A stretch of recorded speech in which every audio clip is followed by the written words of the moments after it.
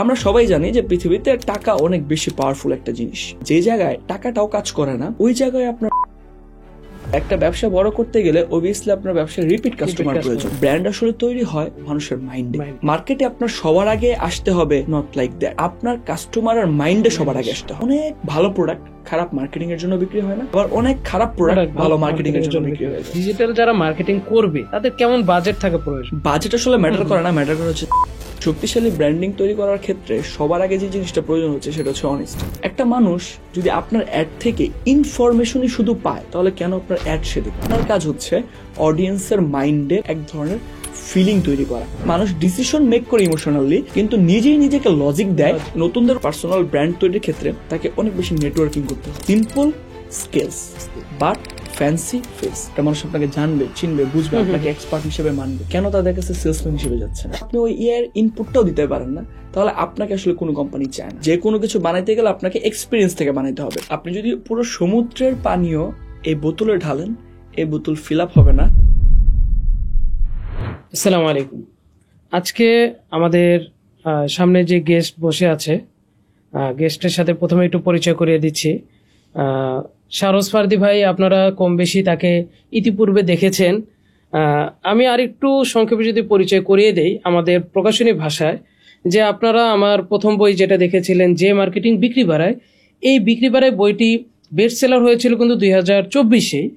যেহেতু এখনো শেষ হয়নি, শেষ হওয়ার আগেই, বছর শেষ হওয়ার আগেই কিন্তু আমাদের বেস্ট সেলার অ্যাওয়ার্ড তাকে দেওয়া হয়েছিল, আলহামদুলিল্লাহ। আমাদের বেস্ট সেলার প্রকাশনী বইয়ে অ্যাওয়ার্ড দেওয়ার ক্ষেত্রে যে কাজটা আমরা করি, আমরা কিন্তু 15,000 বই বিক্রি হওয়ার আগে কিন্তু আমরা কাউকে বেস্ট সেলার অ্যাওয়ার্ড দেই না, যেহেতু তার ওই কোটাটা বা ওই ইয়াটা পূরণ হয়ে গিয়েছিল। আলহামদুলিল্লাহ, এর পূর্বেই আমরা তাকে বেস্ট সেলার অ্যাওয়ার্ডটা দেওয়া হয়েছে। এবং পরবর্তীতে আমাদের তাকে যে কাস্টমারগুলো বারবার ফিডব্যাক যেটা দিতেছিল যে ভাই আরেকটা বই বের করেন, আপনার প্রথম বইটা পড়ে তো আমার খুব যে আগ্রহটা ছিল আরও কিভাবে ব্র্যান্ডিং করা যায়, আপনার স্টোরি টেলিং ভাবে কথা বলা যায়, ঠিক আছে, এই বিষয়গুলো কাস্টমার বারবার আমাদেরকে চাপ দিতেছিল। এর জন্য পরবর্তীতে আমরা কিন্তু শাহরোজ ফার্দি ভাইকে আবার রিকোয়েস্ট করি যে ভাই দ্বিতীয় বইটা বের করার জন্য। এখন শাহরোজ ফার্দি ভাই, আজকে আমাদের মূল কথাটা থাকবে কিন্তু ব্র্যান্ডিং এর উপরে, যে ব্র্যান্ডিং কেন প্রয়োজন আমাদের ব্যক্তি জীবনে, ব্যবসায়িক জীবনে, প্রত্যেকটা জীবনে ব্র্যান্ডিং কেন প্রয়োজন। আচ্ছা ভাই, আমরা এখন যদি ব্র্যান্ডিং নিয়ে আলোচনাটা শুরু করি, কেমন মনে করেন আপনি? অবভিয়াসলি ভালো হয়। আমি যদি একটু বইটা দেখানোর কথা বলি, যে যখন আপনি ফিডব্যাকের কথা বললেন, আমার প্রথম বই লেখা হয়েছিল যে মার্কেটিং বিক্রি বাড়ায়। এখানে আসলে বইয়ের নামটা আমি সবসময় এমন ভাবে দেওয়ার চেষ্টা করি যাতে বইয়ের নাম পড়লেই মানুষ বুঝতে পারে এই বইটার আসলে কার্যক্রম কি। সো আপনি এখন মার্কেটিং করবেন, আপনার বিক্রি বাড়বে, কিন্তু ওই কাস্টমারকে কিন্তু আপনার ধরে রাখতে হবে। কারণ বর্তমান সময়ে এত পরিমাণ কম্পিটিশন, এই কম্পিটিশনের সময় আপনি যদি শুধুমাত্র মার্কেটিং করেন, শুধুমাত্র অ্যাডভার্টাইজিং করেন, আপনার সেলস হবে, কিন্তু এই সেলসটা রিপিটলি হবে না। আর একটা ব্যবসা বড় করতে গেলে অবভিয়াসলি আপনার ব্যবসায় রিপিট কাস্টমার প্রয়োজন। এখন আপনি সেল করলেন, প্রফিট করলেন, ভেরি গুড। এখন রিপিট কাস্টমার পাবেন কিভাবে? ওই রিপিট কাস্টমার পাওয়ার জন্য দরকার হচ্ছে ব্র্যান্ডিং। আর একটা ব্র্যান্ডিং যদি আপনি সঠিকভাবে করতে চান, তো প্রত্যেকটা ব্র্যান্ডের আপনি একটা চিন্তা করেন, আপনাকে যে কোনো একটা ব্র্যান্ডের যদি আমি নাম বলি, ওই ব্র্যান্ডের একটা লোগো আছে, ওই ব্র্যান্ডের একটা স্লোগান, ওই ব্র্যান্ডের মিশন, ভিশন, গোল, এভরিথিং আপনি হয়তো সম্পর্কে জানেন। ঠিক সেম ভাবে প্রত্যেকটা ব্র্যান্ডের একটা স্টোরিও থাকে। তার মানে আপনি যদি ব্র্যান্ড বিল্ডিং করতে চান, আপনার ব্র্যান্ডের অবভিয়াসলি একটা স্টোরি থাকা প্রয়োজন।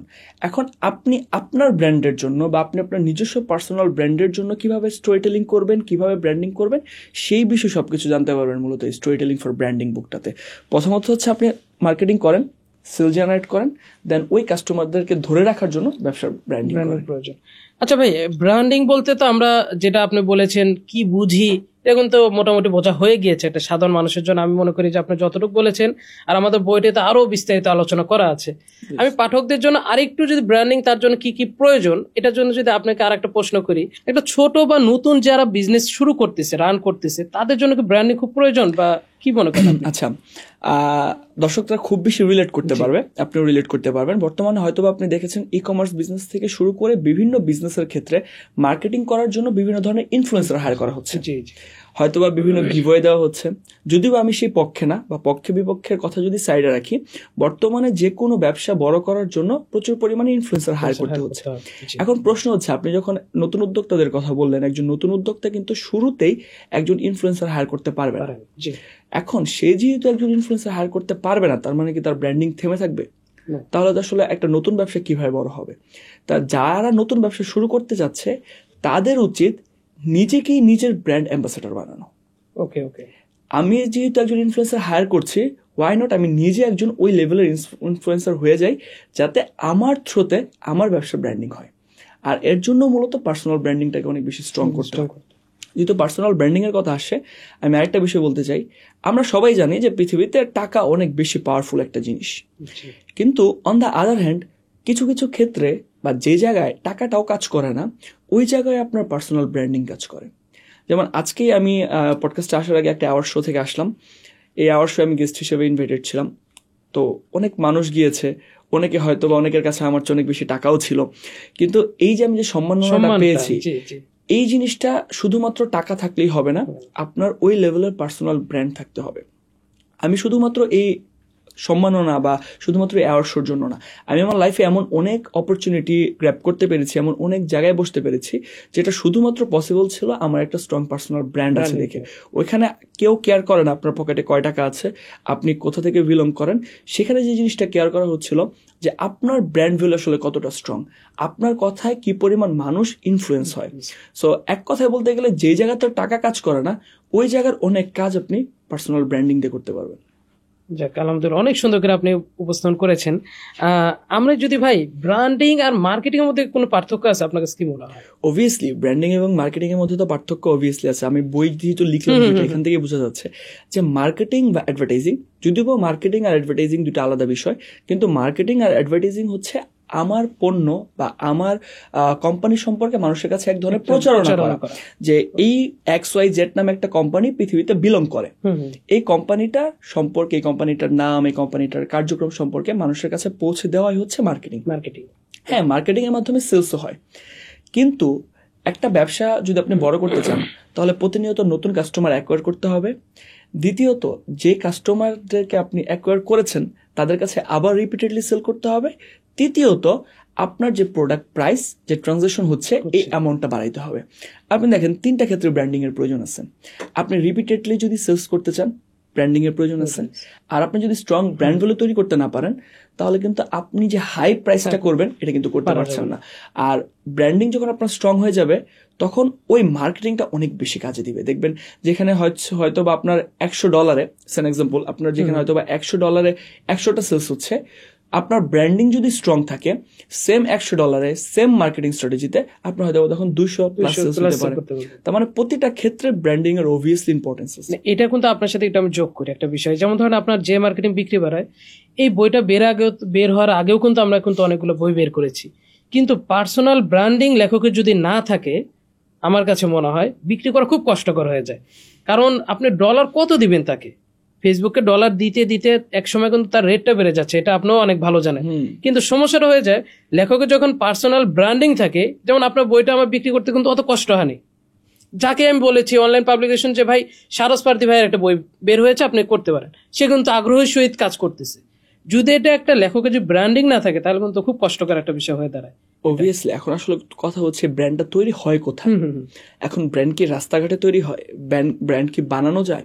না, ব্র্যান্ড আসলে তৈরি হয় মানুষের মাইন্ডে। যে আপনি মার্কেটে আপনার সবার আগে আসতে হবে, বা সেম প্রোডাক্টে বা সেম নিশে আপনাকে সবার আগে বিজনেস শুরু করতে হবে, নট লাইক দ্যাট। আপনাকে যে কাজটা করতে হবে, আপনার কাস্টমার আর মাইন্ডে সবার আগে আসতে হবে।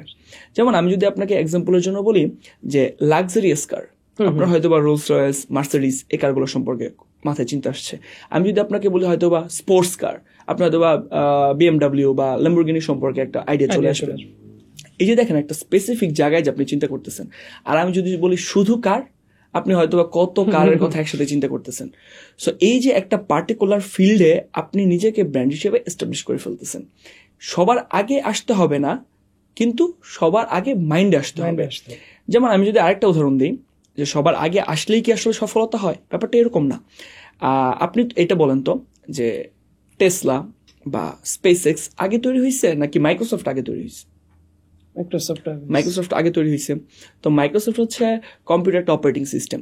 এখন তাহলে আপনি বলেন বিল গেটস সর্বোচ্চ ধনী না ইলন মাস্ক সর্বোচ্চ ধনী? Elon Musk. এখন ইলন মাস্ক যে সর্বোচ্চ ধনী হচ্ছে, তাদের যে কোম্পানি, সেটা কিন্তু আবার কম্পিউটারই ব্যবহার করতেছে। তার মানে মার্কেটে আগে আসাটা ম্যান্ডেটরি না। আপনি আপনার কাস্টমারের মাইন্ডে কতটুকু জায়গা দখল করে নিছেন, আপনার কাস্টমারের মাইন্ডে কতটুকু আগে আসতে পারতেছেন, এটা হচ্ছে ফ্যাক্ট। যাক, অনেক সুন্দরভাবে ভাই উপস্থাপন করেছেন।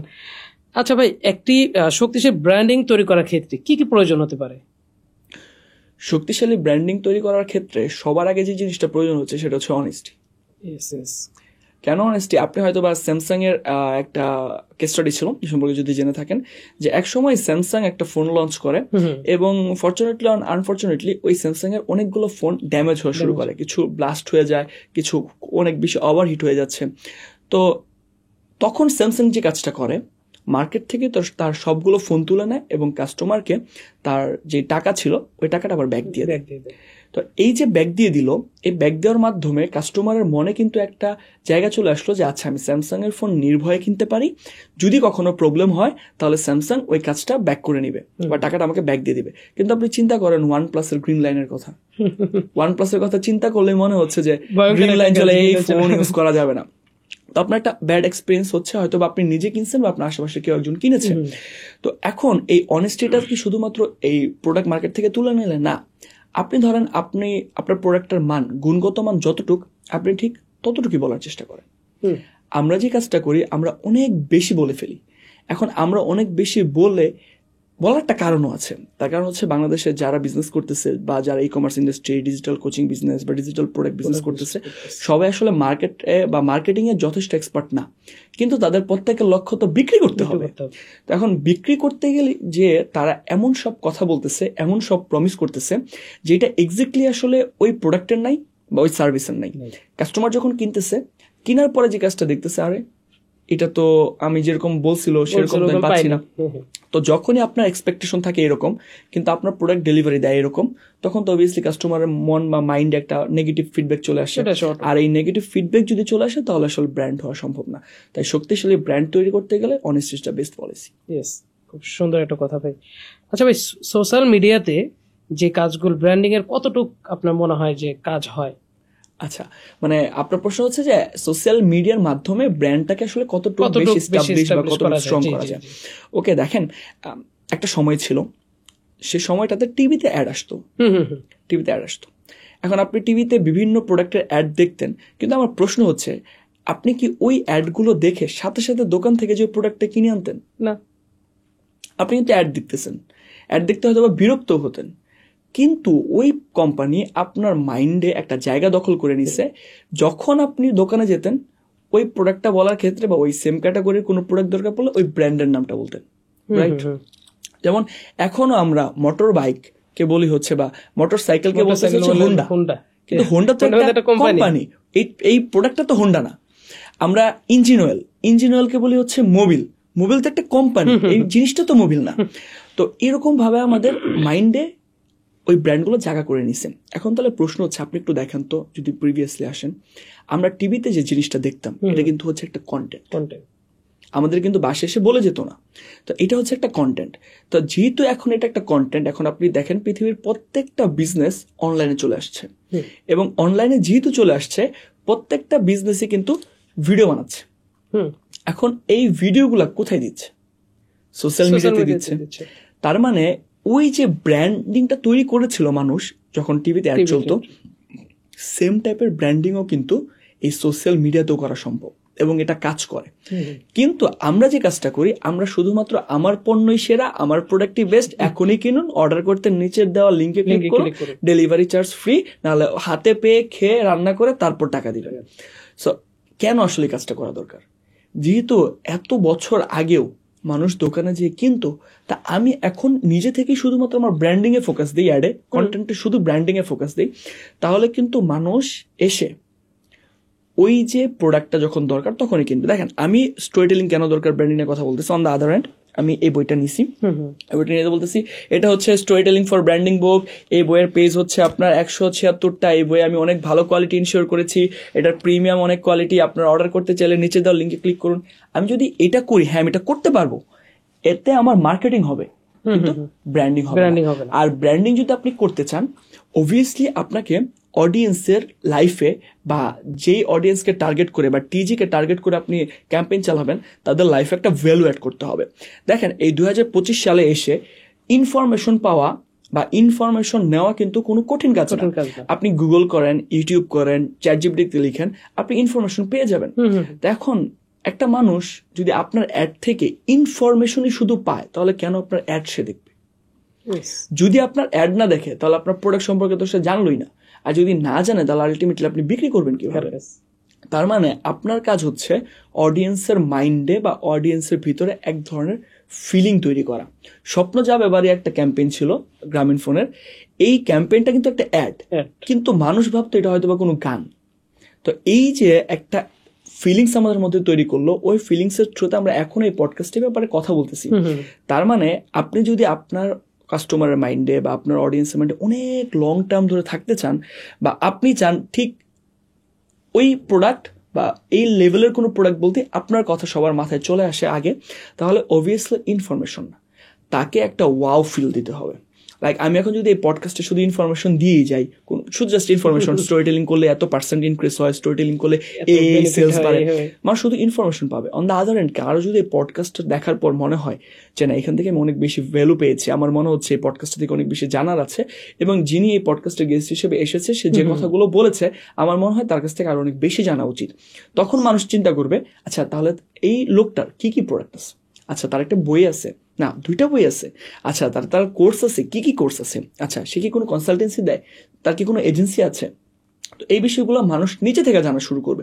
এই 2025 সালে এসে যারা অনলাইনে অর্ডার করবে, ভাই তারা খুবই স্মার্ট। তাদেরকে আপনি যা তা বলবেন, যা তা বুঝে দিবেন, এটা সম্ভব না। আর আমি যেহেতু অনেক বেশি স্মার্ট পিপলের সাথে কাজ করছি, আর আমি যেহেতু বাংলাদেশে অনেক বেশি উদ্যোক্তা তৈরি করেছি, আমার অনেক স্টুডেন্টরা যেহেতু উদ্যোগ নিচ্ছে, ই কমার্স করছে, এফ কমার্স করছে, ডিজিটাল কোচিং বিজনেস করছে, সো আমি দেখছি যে আসলে আপনি যা তা বলে সেল করতে পারবেন, হয়তো সেল হয় কিন্তু এটা গ্রহণযোগ্যতা, কিন্তু ওই এককালীন সেল, মানে ব্যাপারটা হচ্ছে ওই গুলিস্তানে বসে হকাররা যেমন একবার বিক্রি করতেছে, ঠিক এই একবারের মতো বিক্রি করতে পারবেন। এখন সত্যিকার অর্থে আমরা আমাদের নামের সাথে এন্টারপ্রেনার লাগাচ্ছি, এন্টারপ্রেনার একটা ডেজিগনেশন অ্যাড করতেছি, আদৌ কি আমরা এন্টারপ্রেনার হচ্ছি নাকি হকার হচ্ছি, আমাদের আবার ভেবে দেখা উচিত।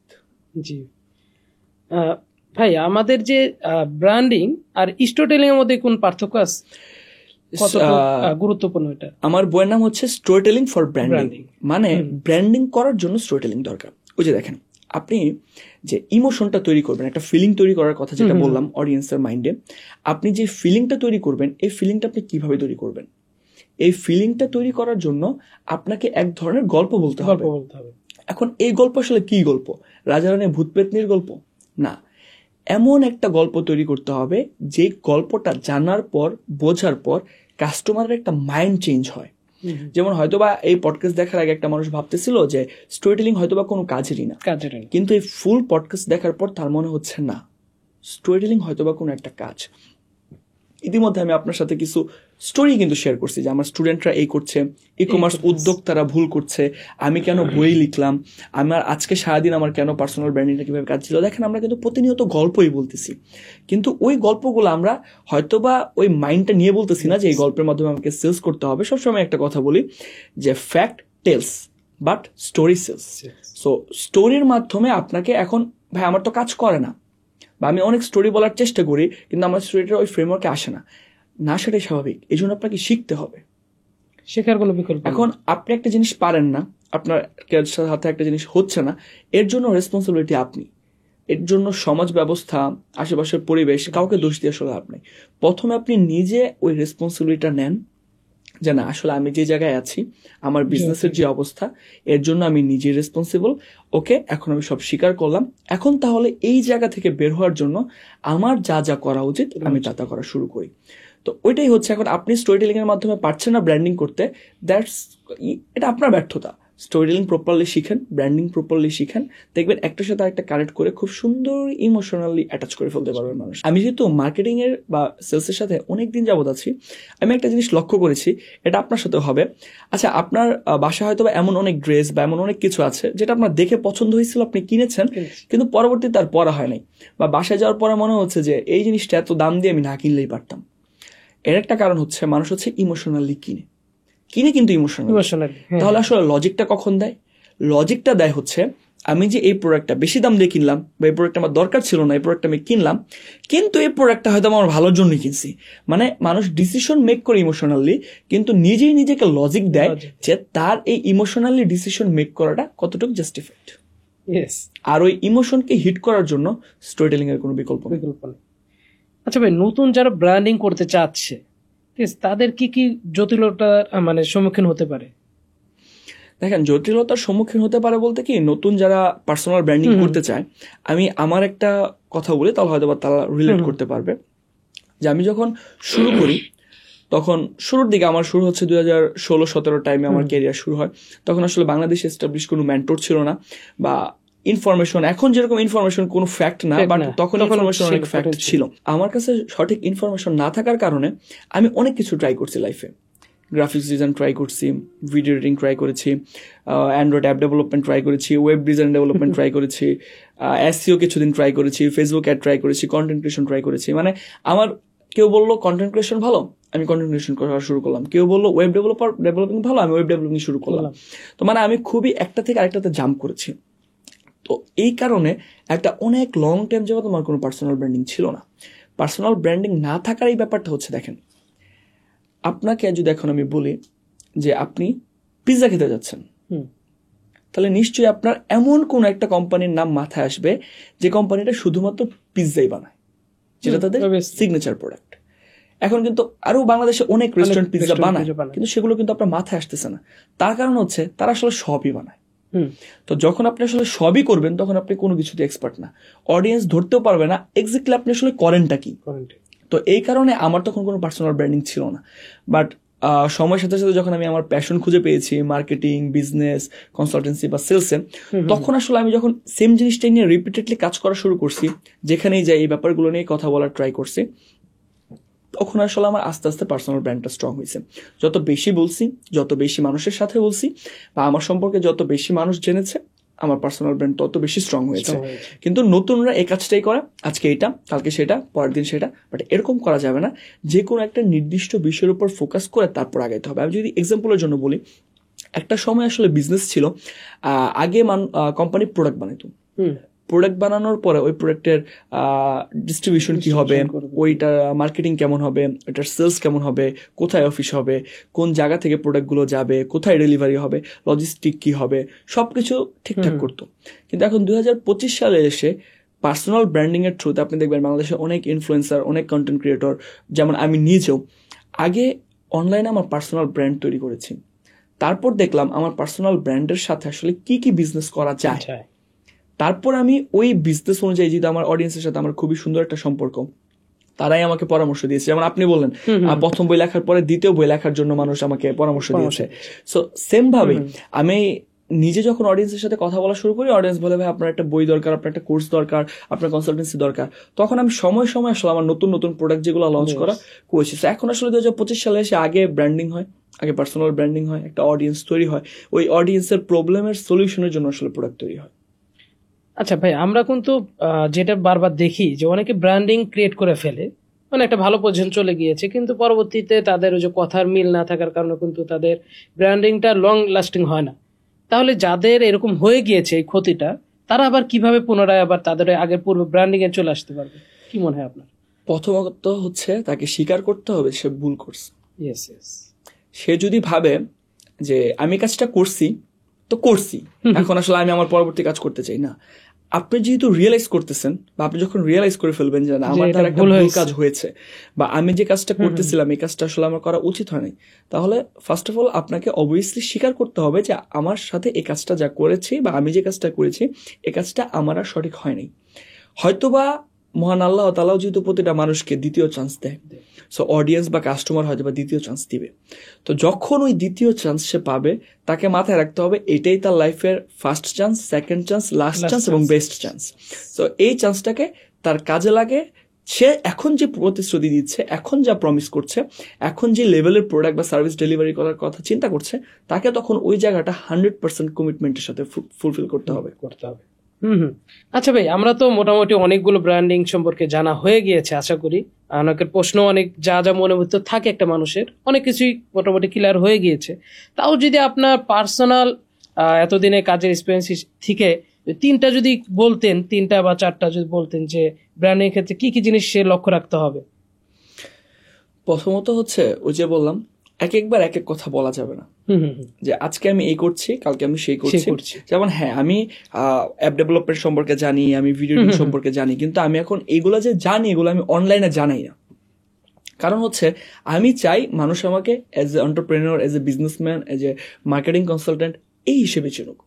তাই এই হিসেবে চিনার জন্য আমি যেখানেই যাই, আমার কথা হচ্ছে ঘুরে ফিরে আমি এই জিনিসগুলোই বলার ট্রাই করি।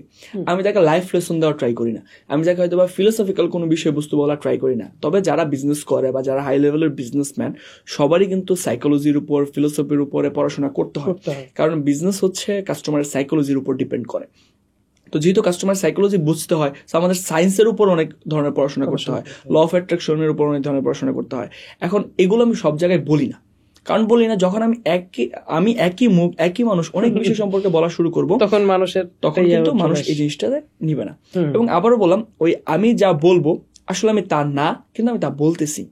এখন আমি যে কথা বলতেছি, আপনি প্রশ্ন করতেছেন, আমি উত্তর দিচ্ছি, বা আমি আমার জায়গা থেকে বলার ট্রাই করতেছি, এর মাধ্যমে অডিয়েন্সও বুঝবে, আপনিও বুঝবেন একটা মানুষের সাথে কথা বলার পর যে সে কি নলেজ থেকে কথা বলতেছে নাকি এক্সপিরিয়েন্স থেকে কথা বলতেছে। আমি হয়তো বা গতকালকে আপনি আমাকে 10টা প্রশ্ন দিলেন, আমি 10টা প্রশ্নের উত্তর শিখে আপনাকে দিয়ে দিচ্ছি, এটা আপনি নিজেও বুঝতে পারবেন, অডিয়েন্সও বুঝতে পারবেন। কিন্তু যখন আসলে ট্রুলি আপনি এক্সপিরিয়েন্স থেকে কথা বলবেন, ওটা আপনার চোখে মুখে এভরি জায়গায় ফুটে উঠবে যে উনি আসলে এক্সপিরিয়েন্স পারসন, এবং ওনার কাছ থেকে আমি এই ব্যাপারগুলোতে জানতে পারি। এবং নতুনদের উদ্দেশ্যে যে আরেকটা ব্যাপার করা, পার্সোনাল ব্র্যান্ড তৈরির ক্ষেত্রে তাকে অনেক বেশি নেটওয়ার্কিং করতে হবে, অনেক বেশি মানুষের সাথে জানতে হবে। যে দেখেন, আপনাকে 5 জন মানুষ যদি চিনে থাকে, তাহলে আপনি 5 জন মানুষের কাছে পার্সোনাল ব্র্যান্ড। এখন আপনি যদি আপনার পার্সোনাল ব্র্যান্ডকে বড় করতে চান, একদম সিম্পল হিসাব, আপনাকে অনেক বেশি মানুষের কাছে চিনাইতে হবে। তবে এই ক্ষেত্রে আমি একটা উক্তি, এটা যে কোনো ক্ষেত্রে, বিজনেস, পার্সোনাল ব্র্যান্ডিং সবকিছুতেই, যে simple scales but fancy face. আপনি যখন অনেক বিষয় নিয়ে আবার কাজকর্ম করা শুরু করবেন, তখন আপনি আবার বেশি ফেল করবেন। দেখেন, ব্র্যান্ডিং আসলে এতটাই গুরুত্বপূর্ণ, অ্যাপেল বলেন, স্টারবাকস বলেন, অ্যাডিডাস বলেন, নাইকি বলেন, কোকাকোলা বলেন, প্রতিটা কোম্পানি নিজের প্রোডাক্ট নিজে এখন আর বানায় না, প্রোডাক্ট সব আউটসোর্স করে। আর একটু যদি আপনি বাংলাদেশে আসেন, বাংলাদেশে যে গার্মেন্ট ইন্ডাস্ট্রি এত বুম করছে, এত বড় হয়েছে, এই বাংলাদেশের গার্মেন্টস কি বাংলাদেশের মানুষদের জন্য জামা কাপড় বানাচ্ছে? না, এইগুলো কিন্তু বিদেশি বায়াররা নিয়ে যাচ্ছে। তার মানে তাদের দেশে তারা তো এটা সেল করতেছে, তখন প্রোডাক্ট তো তারা বানাচ্ছে না, প্রোডাক্ট তারা সব আউটসোর্স করতেছে। প্রতিটা বড় বড় কোম্পানি এবং প্রত্যেকটা কোম্পানি এখন বুঝে গেছে যে শুধুমাত্র প্রোডাক্টের উপর বেস করে এখন আর মার্কেটিং বা বিজনেস চলে না। তারা শুধু ফোকাসই করে কিভাবে তারা আরো স্ট্রং ব্র্যান্ড হিসেবে নিজেদেরকে প্রতিষ্ঠিত করতে পারে, কিভাবে কাস্টমার সাইকোলজি ডিকোড করতে পারে, প্রোডাক্ট যে কেউ বানাইতে পারে। আর একটা কথা আমি সবসময় বলি, অনেক ভালো প্রোডাক্ট খারাপ মার্কেটিং এর জন্য বিক্রি হয় না, আবার অনেক খারাপ প্রোডাক্ট ভালো মার্কেটিং এর জন্য বিক্রি হয়ে যায়। আচ্ছা, ব্র্যান্ডিং এর ক্ষেত্রে আপনি এই পর্যন্ত বাংলাদেশে তো অনেকে ব্র্যান্ডিং ক্রিয়েট করে ফেলেছে, বাইরে যাদের আগ্রহ প্রকাশ ব্র্যান্ডিং মানে তৈরি করেছে, আপনার কাছে কোন ব্র্যান্ডগুলোকে আপনাকে সফল মনে হয় যে এই ব্র্যান্ডগুলো করলে মানুষ অল্প দিনে সফল হতে পারবে বা তাড়াতাড়ি সামনে অগ্রসর হতে পারবে? আপনি 5-6টার নাম বলেন তো, যেগুলো অনেক বড় বড় ব্র্যান্ড আপনার এই মুহূর্তে মনে হচ্ছে ওয়ার্ল্ড ওয়াইড। আমার চোখের দেখা তো এখন বর্তমানে যেমন ধরেন অ্যাপেল আছে, তারপর হলো আপনার গাড়ির গুলার ক্ষেত্রে যেমন 2-3টা ব্র্যান্ড আছে। বাংলাদেশে বিএমডাব্লিউটা বাংলাদেশের জন্য খুব মানুষ চাহিদাপূর্ণ আছে, এরকম আরো আনুষঙ্গিক অনেকগুলো তো ব্র্যান্ড মনে পড়ে যায়। সেটাই আসলে এই ব্র্যান্ড কোন কোন ব্র্যান্ডগুলো সাকসেসফুল, এটার উপর একটা বিশাল বড় ডিবেট হয়ে যেতে পারে। কেন? কারণ ধরেন পিৎজা, আপনার মাথায় একটা আসছে, আমার মাথায় একটা আসছে। লাক্সারিয়াস কার, আপনার মাথায় একটা আসবে, আমার মাথায় একটা আসবে। এখন আমার কাছে যেটা ফার্স্টে আসবে ওইটা আমার কাছে সবচেয়ে বড় ব্র্যান্ড। আপনার কাছে যেটা সবার ফার্স্টে আসবে সেটা সবার আগে বড় ব্র্যান্ড। এখন এইটা কখনোই বলে দেওয়া সম্ভব না, যেমন Apple, Nike, Adidas, Starbucks, Coca Cola, Pepsi, BMW, Rolls Royce, Mercedes, এই যতগুলো নাম আমরা বলতেছি এগুলো হচ্ছে অবভিয়াসলি সাকসেসফুল ব্র্যান্ড। এছাড়াও সবকিছুতেই তো ব্র্যান্ড আছে, ছোট বড় ব্র্যান্ড হয় অবভিয়াসলি। সো আপনার উপর ডিপেন্ড করতেছে যে আপনার কাছে কোন জিনিসটা আসলে এক্স্যাক্টলি ব্র্যান্ড। খুব সুন্দরভাবে উপস্থাপন করেছেন ভাই। যাদের কম বাজেট যাদের, তারা ব্র্যান্ডিংটা কিভাবে করবে আপনার কাছে কি মনে হয়? আচ্ছা, আমি শুরুতে এই ব্যাপারটা বললাম যে যাদের আসলে কম বাজেট, দেখেন এখানেও কিছু ট্রিক্স কাজে লাগানো যায়। সেটা হচ্ছে আমরা কি করি, একটা বিজনেস করার জন্য আমরা যারা বিজনেসম্যান বা যারা উদ্যোক্তা, আমরা একটা প্রোডাক্ট রেডি করি। আমরা কিন্তু এখন ওই আদিকালের স্ট্র্যাটেজি ফলো করতেছি। আমরা একটা প্রোডাক্ট রেডি করতেছি, প্রোডাক্টটা রেডি করার পর ওই প্রোডাক্টের জন্য কি কি ধরনের কথাবার্তা বলা উচিত সেগুলো বলতেছি, তার অ্যাড ক্যাম্পেইন রান করতেছি। কিন্তু 2025 সালে তো আসলে ওইটা বিজনেস আপনি যা জানেন, যা পারেন, যা বলেন সেইটার উপর কথা বলা শুরু করেন। একটা অডিয়েন্স হবে, একটা মানুষ আপনাকে জানবে, চিনবে, বুঝবে, আপনাকে এক্সপার্ট হিসেবে মানবে। কেন? তাদের কাছে সেলসম্যান হিসেবে যাচ্ছেন। তারা যখন মানবে তখন তাদের জন্য মার্কেট ফিট একটা প্রোডাক্ট আপনি ইন্ট্রোডিউস করেন। তখন আর আপনাকে পেইড অ্যাডের উপরে টাকা ইনভেস্ট করতে হবে না। অর্গানিকলি তো কিছু আপনার সেলস হবে 100, 200, 300, দেন ওইখান থেকে প্রফিটটা এনে দেন আপনি অ্যাড রান করেন। সো অবভিয়াসলি আপনি যদি জিরো ইনভেস্টমেন্টও বিজনেস শুরু করতে চান, আপনার যে কন্টেন্ট ক্রিয়েশন জার্নি, এই যে পার্সোনাল ব্র্যান্ডিং, ব্র্যান্ড মেকিং, এই জায়গাগুলোতে ফোকাস করতে হবে। কারণ দেখেন, একজন কন্টেন্ট ক্রিয়েটর কিন্তু মিলিয়ন ভিউজ পাচ্ছে, কিন্তু একজন এন্টারপ্রেনার যে শুধু অ্যাড চালাচ্ছে সে কিন্তু ভিউজটা পাচ্ছে না। তার মানে ফেসবুক বা অন্যান্য সোশ্যাল মিডিয়াতে আপনি যদি নিজেকে একজন এক্সপার্ট বা আপনার ওই লেভেল অথরিটি তৈরি করতে পারেন, বা একজন কন্টেন্ট ক্রিয়েটর হিসেবেও যদি আপনি নিজেকে এস্টাবলিশ করতে পারেন, প্রত্যেকটা প্ল্যাটফর্ম অ্যালগরিদমের থ্রুতে আপনাকে বুস্ট দিবে। যেটা সরাসরি আপনি সেলসম্যান হিসেবে গেলে আমার পণ্যই সেরা, আমার পণ্যই কিনুন, আমি সবচেয়ে ভালো, সবার চেয়ে কম দামে আমি দিচ্ছি। দেখেন, সবার চেয়ে কম দামে আপনি দিচ্ছেন, বাট সবাই সবার চেয়ে কম দামে চায় না, এটা আপনাকে বুঝতে হবে। অনেক মানুষ আছে, আমি ভাই বেশি দাম দিয়ে কিনবো কিন্তু আমি ভালো প্রোডাক্ট চাই, আমার প্রোডাক্ট সবচেয়ে সস্তা। ভাই একটা জিনিস যেটা আবার সস্তা, এটা আবার প্রিমিয়াম লেভেলের হয় কিভাবে? সস্তা মিন্স তো সস্তাই। ব্র্যান্ডের ক্ষেত্রে আমরা হয়তো নতুন এক কিছু টার্ম শুনছি, অ্যাফোর্ডেবল ব্র্যান্ড। মানে প্রিমিয়াম ব্র্যান্ডও না, সস্তাও না, অ্যাফোর্ডেবল। ব্র্যান্ড তো ব্র্যান্ডই, প্রিমিয়ামই। ওই প্রিমিয়ামনেসের জিনিসটা আপনি অ্যাফোর্ডেবল আনলে মানুষ ওই ফিলটা পাবে না। আচ্ছা, ভবিষ্যতে যে যেমন ধরেন এখন বর্তমানে 2024-25 সামনে আসতেছে, যেরকম ভাবে মানুষ আগানো ব্র্যান্ডিং তৈরি করার ক্ষেত্রে যে পদক্ষেপগুলো নিতে পারে, সামনে কিন্তু আরো বড় বড় ধাপগুলো আসতেছে। আপনি সামনে ধাপগুলো কিভাবে মানে করা যায়? দেখেন, 2025 সালে কিন্তু এখন আর্টিফিশিয়াল ইন্টেলিজেন্স, এআই অনেকগুলো উন্নত হয়ে গেছে। এবং আমরা একটা ভুল টার্মের সাথে পরিচিত আছি যে আর্টিফিশিয়াল ইন্টেলিজেন্স বা এআই হয়তো বা মানুষের চাকরি নিয়ে নিবে। আমি এখানে জাস্ট একটা ওয়ার্ড এড করব যে আর্টিফিশিয়াল ইন্টেলিজেন্স বা এআই অদক্ষ মানুষের চাকরি নিয়ে নিবে। এখন আপনি এআই কে আর অটোমেটিক তো আর কাজ করতে পারবেন না। একটা মানুষের ওই এআই তে ইনপুট দিতে হবে। তো এখন আপনি ওই এআই এর ইনপুটটাও দিতে পারেন না, তাহলে আপনাকে আসলে কোনো কোম্পানি চায় না। এখন এই এআই এর যুগে এসে, যেমন আমার মার্কেটিং এর ক্ষেত্রে, আমার বিজনেসের ক্ষেত্রে এআই আমার অনেক বেশি হেল্প করছে। আমার একটা অডিয়েন্স সাইকোলজি বের করা দরকার, কিছু তার পেইন পয়েন্ট তৈরি করা দরকার, আমার মনে হচ্ছে একটা রিসার্চ করা দরকার। রিসার্চ করার জন্য আমি হয়তো গুগলে যেতাম, ইউটিউবে যেতাম, বিভিন্ন প্ল্যাটফর্ম ইউজ করতাম, কোরাতে সার্চ করতাম, মানুষের কমেন্ট দেখতাম, তারপর হয়তো আমি একটা মার্কেট রিসার্চ করে একটা জায়গায় স্থির হতে পারতাম, আচ্ছা okay, that's the market fit product. But এখন এর জায়গায় আমি জাস্ট সার্চ করতেছি। এখন ওই যে সঠিক প্রম্পট ইঞ্জিনিয়ারিং যে ব্যাপারটা, আপনাকে সঠিক প্রম্পট দিতে হবে।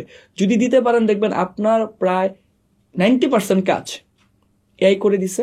এখন আপনার কাজ হচ্ছে, এআই বললে তার ওই মানুষটা বিশ্বাস করতেছে না, আপনি এজ এ পার্সোনাল ব্র্যান্ড হিসেবে যখন বলবেন, মানুষ সেই জিনিসটা বেশি গ্রহণ করবে। এটা তো বাস্তব। ভাই, আপনার ব্র্যান্ডিং যে শুরু, যে আপনিও তো করেছেন, এখন বর্তমানে আলহামদুলিল্লাহ একটা ভালো পজিশনে চলে গিয়েছেন, আরো যাবেন ইনশাল্লাহ, ঠিক আছে। এটার ক্ষেত্রে আপনার কি কি বাধার সম্মুখীন হতে হয়েছে আপনার পার্সোনালি?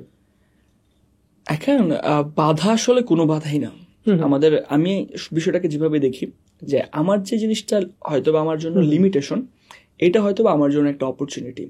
যদি পার্সোনাল ব্র্যান্ডিং করার শুরুর কথা বলি, কারণ মানুষের বিভিন্ন বাধা আসবেই, বাট আমি যদি আমারটা বলে দিই, মানুষ হয়তো বা অনেক বেশি রিলেট করতে পারবে এবং অনেক বেশি মোটিভেটেড হবে। যে আমি কিন্তু ঢাকা থেকে বিলং করি না, আমি বিলং করি হচ্ছে ময়মনসিংহ থেকে। তো ময়মনসিংহ থেকে বিলং করার কারণে আমার অনেক মানুষের সাথে যোগাযোগ করার স্কোপ হয় নাই, যোগাযোগ করার, আমার নেটওয়ার্কিং করার পসিবিলিটিটাও হয় নাই। তো এখন আমি ভাবলাম যে আমি ঢাকায় থাকি না, এটা অবভিয়াসলি আমার এক ধরনের হয়তো বা লিমিটেশন, বাট না, আমি যেহেতু ঢাকায় থাকি না, আমাকে এমন বিজনেস করতে হবে, এমন কাজকর্ম করতে হবে যেগুলো আমি ঢাকায় না থেকেই করতে পারি।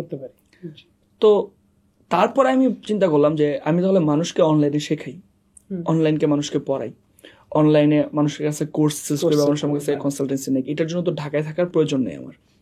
তো আমি ওই বিজনেসটা শুরু করলাম, মানুষকে আমি অনলাইনে শেখাচ্ছি, ডিজিটাল কোচিং বিজনেস যারা করতে চায়, যারা নিজেরা পার্সোনাল ব্র্যান্ড তৈরি করতে চায়, কন্টেন্ট ক্রিয়েশনে ভালো করতে চায়, বা যারা হচ্ছে এই স্টোরি টেলিং এর উপর আমার একটা কোর্সও আছে, এটা তো বই ভার্সন কোর্সও আছে, যে আমার পার্সোনাল কনসালটেন্সি নিয়ে বিজনেস গ্রো করতে চায়। আলহামদুলিল্লাহ বাংলাদেশে হাজার হাজার স্টুডেন্ট আছে আমার।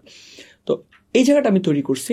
তখন আমার মনে হলো যে আমি এখন জিনিসটা দেখেন, এটা আমার একটা লিমিটেশন ছিল যে আমি হয়তো বা মাইমিসিং একটা জায়গায় থাকি। মাইমিসিং এ আমার স্টুডিও খুব বেশি বড় না, আমার বাসার নিচে স্টুডিও। আমি ওই স্টুডিওতে একটা রুমে বসে ভিডিও বানাই, ওই ভিডিও লাখ লাখ মানুষ দেখে, হাজার হাজার মানুষের লাইফ চেঞ্জ হয়ে যায়। তার মানে আপনি চিন্তা করেন একটা কন্টেন্ট কি পরিমাণ পাওয়ারফুল হইলে একটা ব্যক্তি হয়তোবা শত শত মাইল কিলোমিটার দূরে থেকে ঘরের একটা কোণে বসে ভিডিও বানাচ্ছে, ওই ভিডিও দেখার ফলে মানুষের লাইফ চেঞ্জ হয়ে যাচ্ছে। আমি কিন্তু ভাই আপনাকে একটু সাথে একটু যোগ করে দিই। আমি আপনার ভিডিও যে বুস্টিং এর জন্য যে কিছুদিন আগে একটা 6 ঘন্টা একটা ক্লাস হতে ছেড়েছিলেন, আপনার এটা কাজ করে কিনা এটা কিন্তু আমি পার্সোনালি ভাবে আমি প্রয়োগ করিনি। হ্যাঁ, আমার বইয়ের ক্ষেত্রে যেহেতু কাজ করেছে ওটা একটা বিষয়। হঠাৎ করে আমার এক ফ্রেন্ডের সাথে দেখা, যে হঠাৎ করে দেখা যে বলতেছে যে সারস ফারদি, আমাকে কিন্তু ও জানে না যে আমি আপনার বই প্রকাশ করেছি, ঠিক আছে। ও আমাকে হঠাৎ করে বলতেছে যে সারস ফারদি নামে একটা ছেলে আছে, খুব সুন্দরভাবে উপস্থাপন করে, ও কয়েকদিন আগে একটা করেছে, একটা ভিডিও আপলোড করেছে বুস্টিং কিভাবে মানে পিক্সেল সেটআপ মানে এইগুলো কাজ করে মার্কেটিং এর ক্ষেত্রে। এটা আমি এটা করে আমি সাকসেস হয়েছি। আমি তো গেলাম তাই নাকি, আমি কিন্তু একটু ওই ক্ষেত্রে একটু করলাম যে এই ব্যক্তিটাকে আমি চিনি না, হয়তো বা তার সাথে আমার কোনোদিন কথাও হবে, সে আমাকে হয়তো বা কোনো সরাসরি সামনাসামনি দেখেও নাই, কিন্তু দেখেন এই কন্টেন্টের থ্রুতে হয়তোবা তার মাধ্যমে দুইটা মানুষের রিজিকের ব্যবস্থা হয়েছে, তার মাধ্যমে হয়তোবা তার ফ্যামিলি চলতেছে। আপনি হয়তো ওই দিন আমার ডে লং ওয়ার্কশপে এসেছিলেন, সেখানে কত মানুষ যে তার লাইফের সাকসেস স্টোরি শেয়ার করতেছিল, তাদের সাথে আমার কোনোদিন দেখা হয়নি।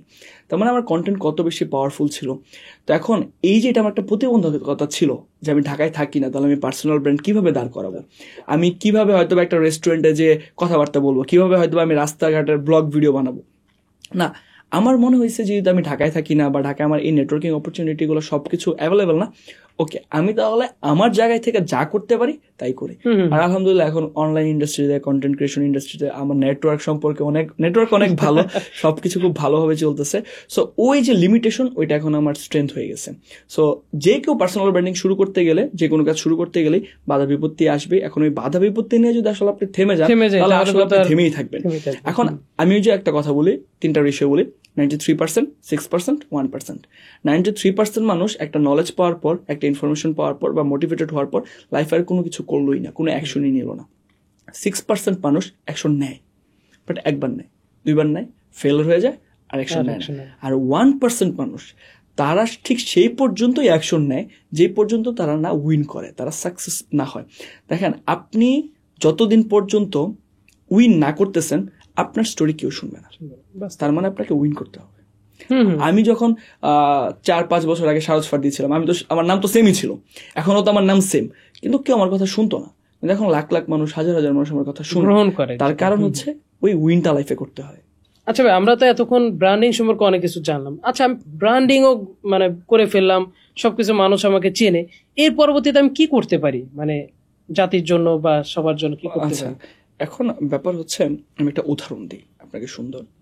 একটা কর্পোরেট জব হোল্ডার, সে অনেক দিন যাবৎ চাকরি করতেছেন এবং এই চাকরির কারণে তার প্রতিনিয়ত প্রমোশন হচ্ছে। এখন এই যে তার যে প্রতিনিয়ত প্রমোশন হচ্ছে, এটা তার কলিগ এবং অন্যান্য মানুষরা দেখতেছেন যে অমুক ব্যক্তির এত দ্রুত আসলে প্রমোশন হয় কিভাবে। তার সম্পর্কে তার আশেপাশের সোসাইটিতে ব্যাপারটাতে কথা হচ্ছে, কারণ অনেক বেশি ভালো প্রমোশন হচ্ছে এবং স্যালারি অনেক হাই রেঞ্জ, এবং অনেক কোম্পানি তাকে আরো বেশি টাকা দিয়ে অফার করতেছে। তো মানুষ না তার কাছে জানতে চাচ্ছে, ভাই আপনি কিভাবে আসলে এই প্রমোশনগুলো পাচ্ছেন। তো এখন কিন্তু দেখেন, সে তার ওই পার্টিকুলার সোসাইটি, তার এটা একটা পার্সোনাল ব্র্যান্ড হয়ে গেছে। এখন এই জিনিসটা যদি লাখ লাখ মানুষ জানতো, তাহলে কিন্তু লাখ লাখ মানুষের কাছে পার্সোনাল ব্র্যান্ড হয়ে যেত, সবাই তার কাছ থেকে এটা জানতে চাইতো, তো কারণ এটা তো একটা নিড। তো এখন সে 2-4 জনকে দেওয়া শুরু করলো, দেওয়ার পর তার মনে হলো, আচ্ছা এই জিনিসটা তো মানুষের জানা দরকার, মানুষের বোঝা দরকার, আমার সময়েরও তো ভ্যালু আছে, আমি তো ইউটিউবে বা হয়তো অনেক জায়গায় মানুষের সাথে কথা বলতেছি, তাহলে ওয়াই নট আমি সবগুলোকে একটা প্যাকেজ করি। এই প্যাকেজ করে এটা একটা কোর্স বানাই। এই কোর্স বানায় যারা কর্পোরেট লেভেলে ভালো করতে চায় তাদেরকে আমি আমার এই কোর্সটা অফার করি। এবং অবশ্যই ভ্যালুয়েবল কোর্স হতে হবে। আপনি যা তা বানাই দিবেন তা না। ওই যে বললাম, ইনফরমেশন থেকে কখনোই কোর্স বানানো যাবে না। যে কোনো কিছু বানাইতে গেলে আপনাকে এক্সপিরিয়েন্স থেকে বানাইতে হবে। কারণ বিভিন্ন সময় যখন তা হয়তো বা কোনো মেন্টিস বা স্টুডেন্ট বা যে তার কোর্স কিনলো, যখন একটা প্রশ্ন করবে যে ভাই বস তো এরকম করে, তখন কি করবো? এখন তার যদি বুকিশ পড়াশোনা থাকে, বুকিশ কথাবার্তা থাকে, তাহলে কিন্তু সেটকে পড়বে। কিন্তু তার পার্সোনাল এক্সপিরিয়েন্স যদি ভালো থাকে, সে কিন্তু বলতে পারে যে আচ্ছা এরকম এক্সপিরিয়েন্স আমার সাথে একবার হয়েছিল, আপনি এই করতে পারেন, এখান থেকে সমাধান বেরিয়ে পড়বে। তার থেকে আপনি আপনার উত্তর পেয়ে গেছেন যে আপনি যদি আপনার একটা পার্সোনাল স্ট্রং অনলাইনে বিল্ড করতে পারেন, সবচেয়ে সহজ এবং জিরো ইনভেস্টমেন্টে দ্রুত শুরু করার বিজনেস হচ্ছে ওই ইনফরমেশন বিজনেস বা নলেজ বিজনেস। আপনার কাছে যে নলেজটা আছে, ওই নলেজটা আপনি মানুষকে শেখান, মানুষকে জানান।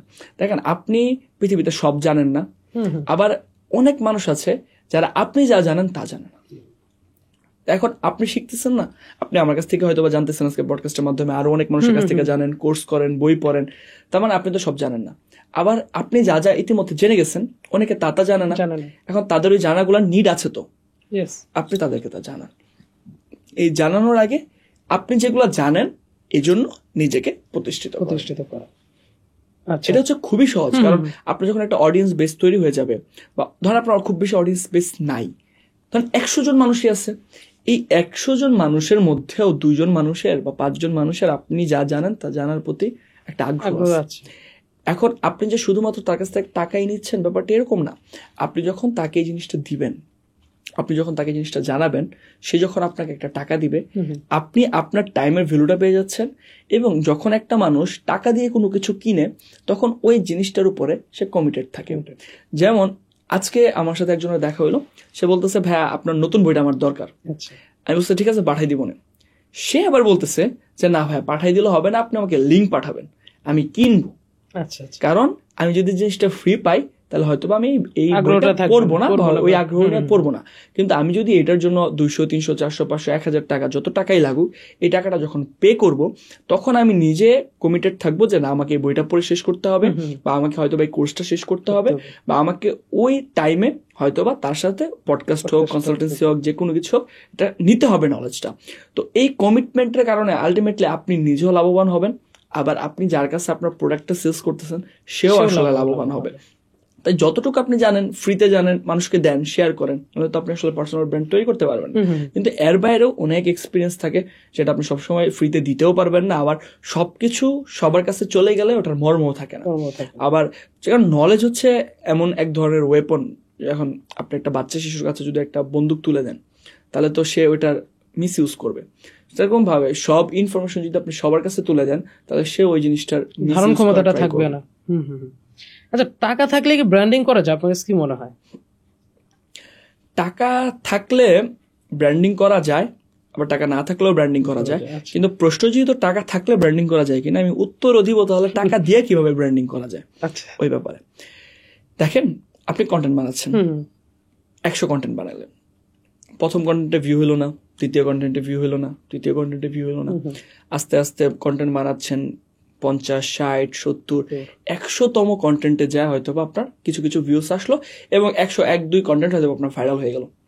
এখন চিন্তা করেন এই কন্টেন্টগুলো বানানোর জন্য আপনার কি পরিমাণ সময় লাগছে? অনেক সময় লাগছে।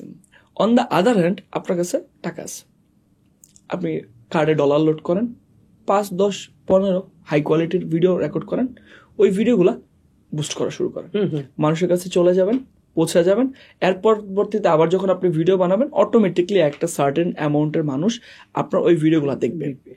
তবে এখানে একটা প্রশ্ন হচ্ছে, আপনি যেহেতু আপনার কাছে স্কোপ আছে, ওই যে বললাম পাওয়ারফুল ওয়েপন, আপনার কাছে যেহেতু স্কোপ আছে মানুষের সামনে খুব দ্রুত পৌঁছে যাওয়ার, দেখেন যে জিনিসটা হয় খুব দ্রুত, কোয়ালিটি যদি মেনটেন না করেন ওটা ডাউনও হয় দ্রুত।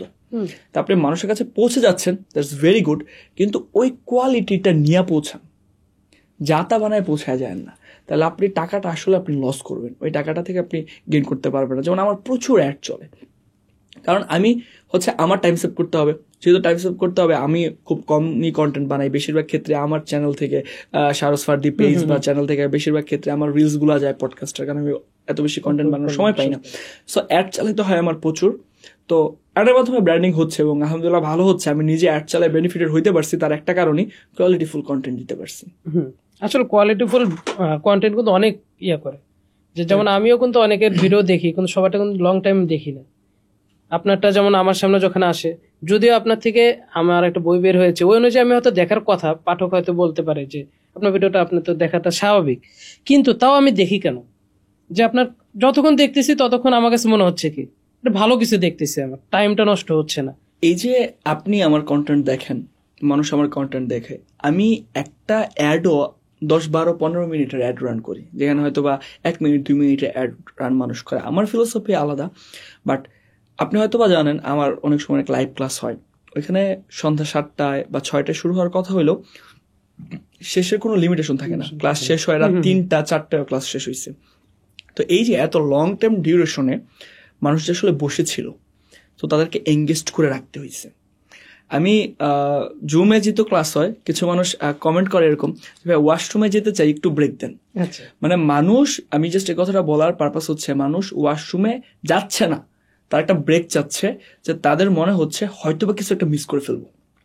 তো এই লেভেলের কন্টেন্ট, এরকম এঙ্গেজিং কন্টেন্ট আপনি তখনই ডেলিভারি করতে পারবেন যখন আপনি স্টোরি টেলিংটা খুব সুন্দরভাবে বুঝবেন। দেখেন, স্টোরি হইতে হয় আসলে একটা ভিজুয়ালাইজেশনের মতো। যেমন আমি একটা বলি আপনাকে, গতকাল রাতে বাসায় কারেন্ট চলে গেছিল, তো হাতে একটা বই নিয়ে পুকুর পাড়ে বসলাম, ঠান্ডা ঠান্ডা বাতাস আসতেছে, হঠাৎ করে পিছন থেকে কাঁধে কে যেন হাত দিল। বিশ্বাস করেন রাসেল ভাই, আমি যা দেখলাম তা দেখার জন্য আমি মোটেও প্রস্তুত ছিলাম না। দেখেন, আপনি হয়তো শোনার জন্য জিনিসটা অনেকটাই শুনে গেছেন, সেম জিনিসটাই ভিজুয়ালাইজ করাইতে গেলে আপনাকে কিরকম করতে হবে, কতটুকু ইন ডিপতে বলতে হবে। শহর থেকে ছুটি কাটাতে গ্রামে আসছি, আমাদের গ্রামে সচরাচর কারেন্ট যায় না, কিন্তু সেদিন হঠাৎ একটা ভৌতিক গল্প পড়তেছিলাম, বইটা অনেক মোটা, প্রায় শেষের দিকে চলে আসছি, এমন সময় কারেন্ট চলে গেল। ভাবলাম আচ্ছা ঠিক আছে, সন্ধ্যা সন্ধ্যা যেহেতু হয়ে আছে, আমি একটু বাইরে যেয়ে দেখি কোথাও পড়া যায় কিনা। তো আমি বইটা নিয়ে বাইরে গেলাম, পুকুর পাড়ে বসলাম, হাতে মোবাইল, ফ্ল্যাশ লাইট জ্বালাইছি, যারা পুকুর পাড়ে বইটা পড়তেছিলাম। হঠাৎ করে খুব ঠান্ডা মৃদু বাতাস শরীরে লাগতেছে, তো ভালোই লাগতেছিল, এনজয় করতেছি। শহর থেকে যেহেতু গ্রামে গেছি অনেকদিন পর, এরকম একটা মৃদু বাতাস শরীরে লাগতেছে, তো পড়তেছি আর ভাবতেছি যে আচ্ছা, এই বইয়ের ঘটনাগুলা কি আদৌ সত্যি? ঠিক সেই সময় ফ্রিজ থেকে বরফ বের করলে যেমন ঠান্ডা হয়, তেমন ঠান্ডা একটা হাত আমার কাঁধের মধ্যে রাখছে। ঘুরে দেখি পাশের বাসার রহিম ভাই কি যেন একটা চিবাচ্ছে, আর আমাকে বলতেছে যে খাবি নাকি। ভিজুয়ালাইজেশনটা কেমন দেখেন, অনেক অডিয়েন্স এবং আপনি হয়তো রিলেট করতে পারবেন যে আপনার হাতে মনে এরকম একটা ঠান্ডা কিছু একটা স্পর্শ করতেছে, আপনি ওই মৃদু বাতাসের যে স্পর্শটা এটা নিতে পারতেছেন। তো স্টোরি টেলিং এর মূল উদ্দেশ্য হচ্ছে ওই যে ফিলটা, ওই ফিলটাকে আসলে দেওয়ানো। এটা তো একটা স্টোরির জন্য বললাম। তাহলে আমি যে অ্যাড নিয়ে তো কথা বললাম, যে অ্যাড বানাইতে হবে স্টোরি টেলিং টাইপের, স্টোরি টেলিং ফর্মুলা অ্যাড করতে হবে। যেমন বাংলাদেশে বিল্ডিং এ স্টোরি ব্র্যান্ড অনেক ফেমাস একটা বুক, বাংলাদেশে না, ডোনাল্ড মিলটা লেখা বই, এই একই ফ্রেমওয়ার্ক আমরা সবাই ইউজ করি। কিন্তু আমি আমার এই বইয়ে এত পরিমাণে ফ্রেমওয়ার্ক দিচ্ছি এবং ইউনিক ইউনিক ফ্রেমওয়ার্ক দিচ্ছি, আমি চ্যালেঞ্জ দিয়ে শুরুতে লেখাও আছে যে আমি চ্যালেঞ্জ দিয়ে বলতে পারি এই লেভেলের ফ্রেমওয়ার্ক এবং এত রিসোর্সফুল বই আপনি বাংলা ভাষায় কেন অন্য ভাষায় এর কাছাকাছি আপনি পাবেন না। কারণ এখানে অনেক রিয়েল লাইফ এক্সাম্পল, অনেক মানুষের সাথে কথাবার্তা বলে, অনেক কিছুর পরে এই জিনিসটা আসলে লেখা হয়েছে। তো এখানে যে পয়েন্টটা আমি বলতে চাচ্ছিলাম যে দেখেন অ্যাডটা কিভাবে হয়। আমার বন্ধু শফিক, তার আরেক বন্ধু রফিক, ওই রফিক ই কমার্স ব্যবসা শুরু করলো। ই কমার্স ব্যবসা শুরু করার কারণে তার সেলস ভালোই হচ্ছিল, সে একটা গাড়িও কিনে ফেলছে। কিন্তু হঠাৎ করে ই কমার্সের এমন একটা অবস্থা, কম্পিটিশন হওয়ার কারণে এখন সে গাড়ি তো ঠিকই কিনছে, কিন্তু এখন গাড়িতে ভরার টাকা পাচ্ছে না। তো সে গেল XYZ কোম্পানির কাছে। কোম্পানি তাকে পরামর্শ দিল, $100 যেহেতু 100 সেল পাচ্ছেন, এটারে 500 করে দেন, 500 সেলস পাবেন। তো যেহেতু নামি দামি কোম্পানি, সে তো ওই ফর্মুলা ইউজ করলো। কিন্তু এখন তো দেখে যে আগের চেয়ে লস আরো বেশি হচ্ছে। তারপরে যে আমার বন্ধু, তারা আমার কাছে নিয়ে আসলো, তারও বন্ধু। আমি তার সব কিছু রিসার্চ করলাম। রিসার্চ করার পর আমি দেখলাম যে সব কিছু ঠিক আছে, কিন্তু সে যে কথাটা বলতেছে তার কন্টেন্টে, এইটা মানুষ আসলে বুঝতে পারতেছে না। তো আমার মনে হলো তাকে যে এই কথাগুলো সহজ করতে হবে, মানুষ যাতে সহজেই কথাগুলো বুঝতে পারে। তো তখন সে তার আমার যে স্টোরি টেলিং ফর্মুলা, আমার যে ফ্রেমওয়ার্ক, এগুলো সে ইউজ করলো এবং ইউজ করে এখন আবার আগের চেয়ে অনেক ভালো রেজাল্ট পাচ্ছে। দেখেন, আমি প্রায় একটা উদাহরণ দিলাম, একটা স্টোরি বললাম, আমার নিজের মার্কেটিংটাও করে দিলাম স্টোরির মাধ্যমে, যে আমার কাছে আসলে হয়তো বা রেজাল্ট ভালো করা সম্ভব। কিন্তু এখানে দেখেন, আমি এইভাবে কথাগুলো না বলে যদি আমি সরাসরি বলতাম যে আপনাদের কন্টেন্ট ভালো করতে হবে, আপনাদের সেলস করতে গেলে স্টোরি টেলিং অ্যাড করতে হবে, মানুষের যে একটা পেইন ছিল ওই পেইনটা সে রিলেটই করতে পারে নাই। কিন্তু যখন আমি একটা উদাহরণ মানুষের সামনে নিয়ে গেলাম, one kind of case study যখন মানুষের সামনে নিয়ে গেলাম, অবভিয়াসলি মানে এটা পজিটিভ এবং অনেস্টির সাথে কেস স্টাডি হইতে হবে, তো যখন মানুষের সামনে নিয়ে গেলাম মানুষ তখন রিলেট করতে পারতেছে। তার আরেকটা উদাহরণ দিই, আমরা তো এমন অনেক প্রোডাক্ট ইউজ করি যেটা গ্যাস্ট্রিকের জন্য ভালো, আমাদের হয়তো বা যে কোনো গ্যাসের সমস্যা দূর করে বা অন্যান্য সমস্যা দূর করে, বা ভেষজ পদার্থ বা প্রোডাক্ট বা অর্গানিক প্রোডাক্ট। আমরা কি করি, এইটা খেলে আপনাদের এই হয়ে যাবে, অনেক ভালো হয়ে যাবেন, আপনারা একদিনও থাকবে না, 100% গ্যারান্টি। দেখেন, একজন হয়তো একটা অ্যাড বানাচ্ছে, একটা ক্যারেক্টারকে নিয়ে আসলো, উনি আসলো যে গত 3-4 দিন যাবৎ কিছুই খেতে পারছি না, খাচ্ছি আর বমি হচ্ছে।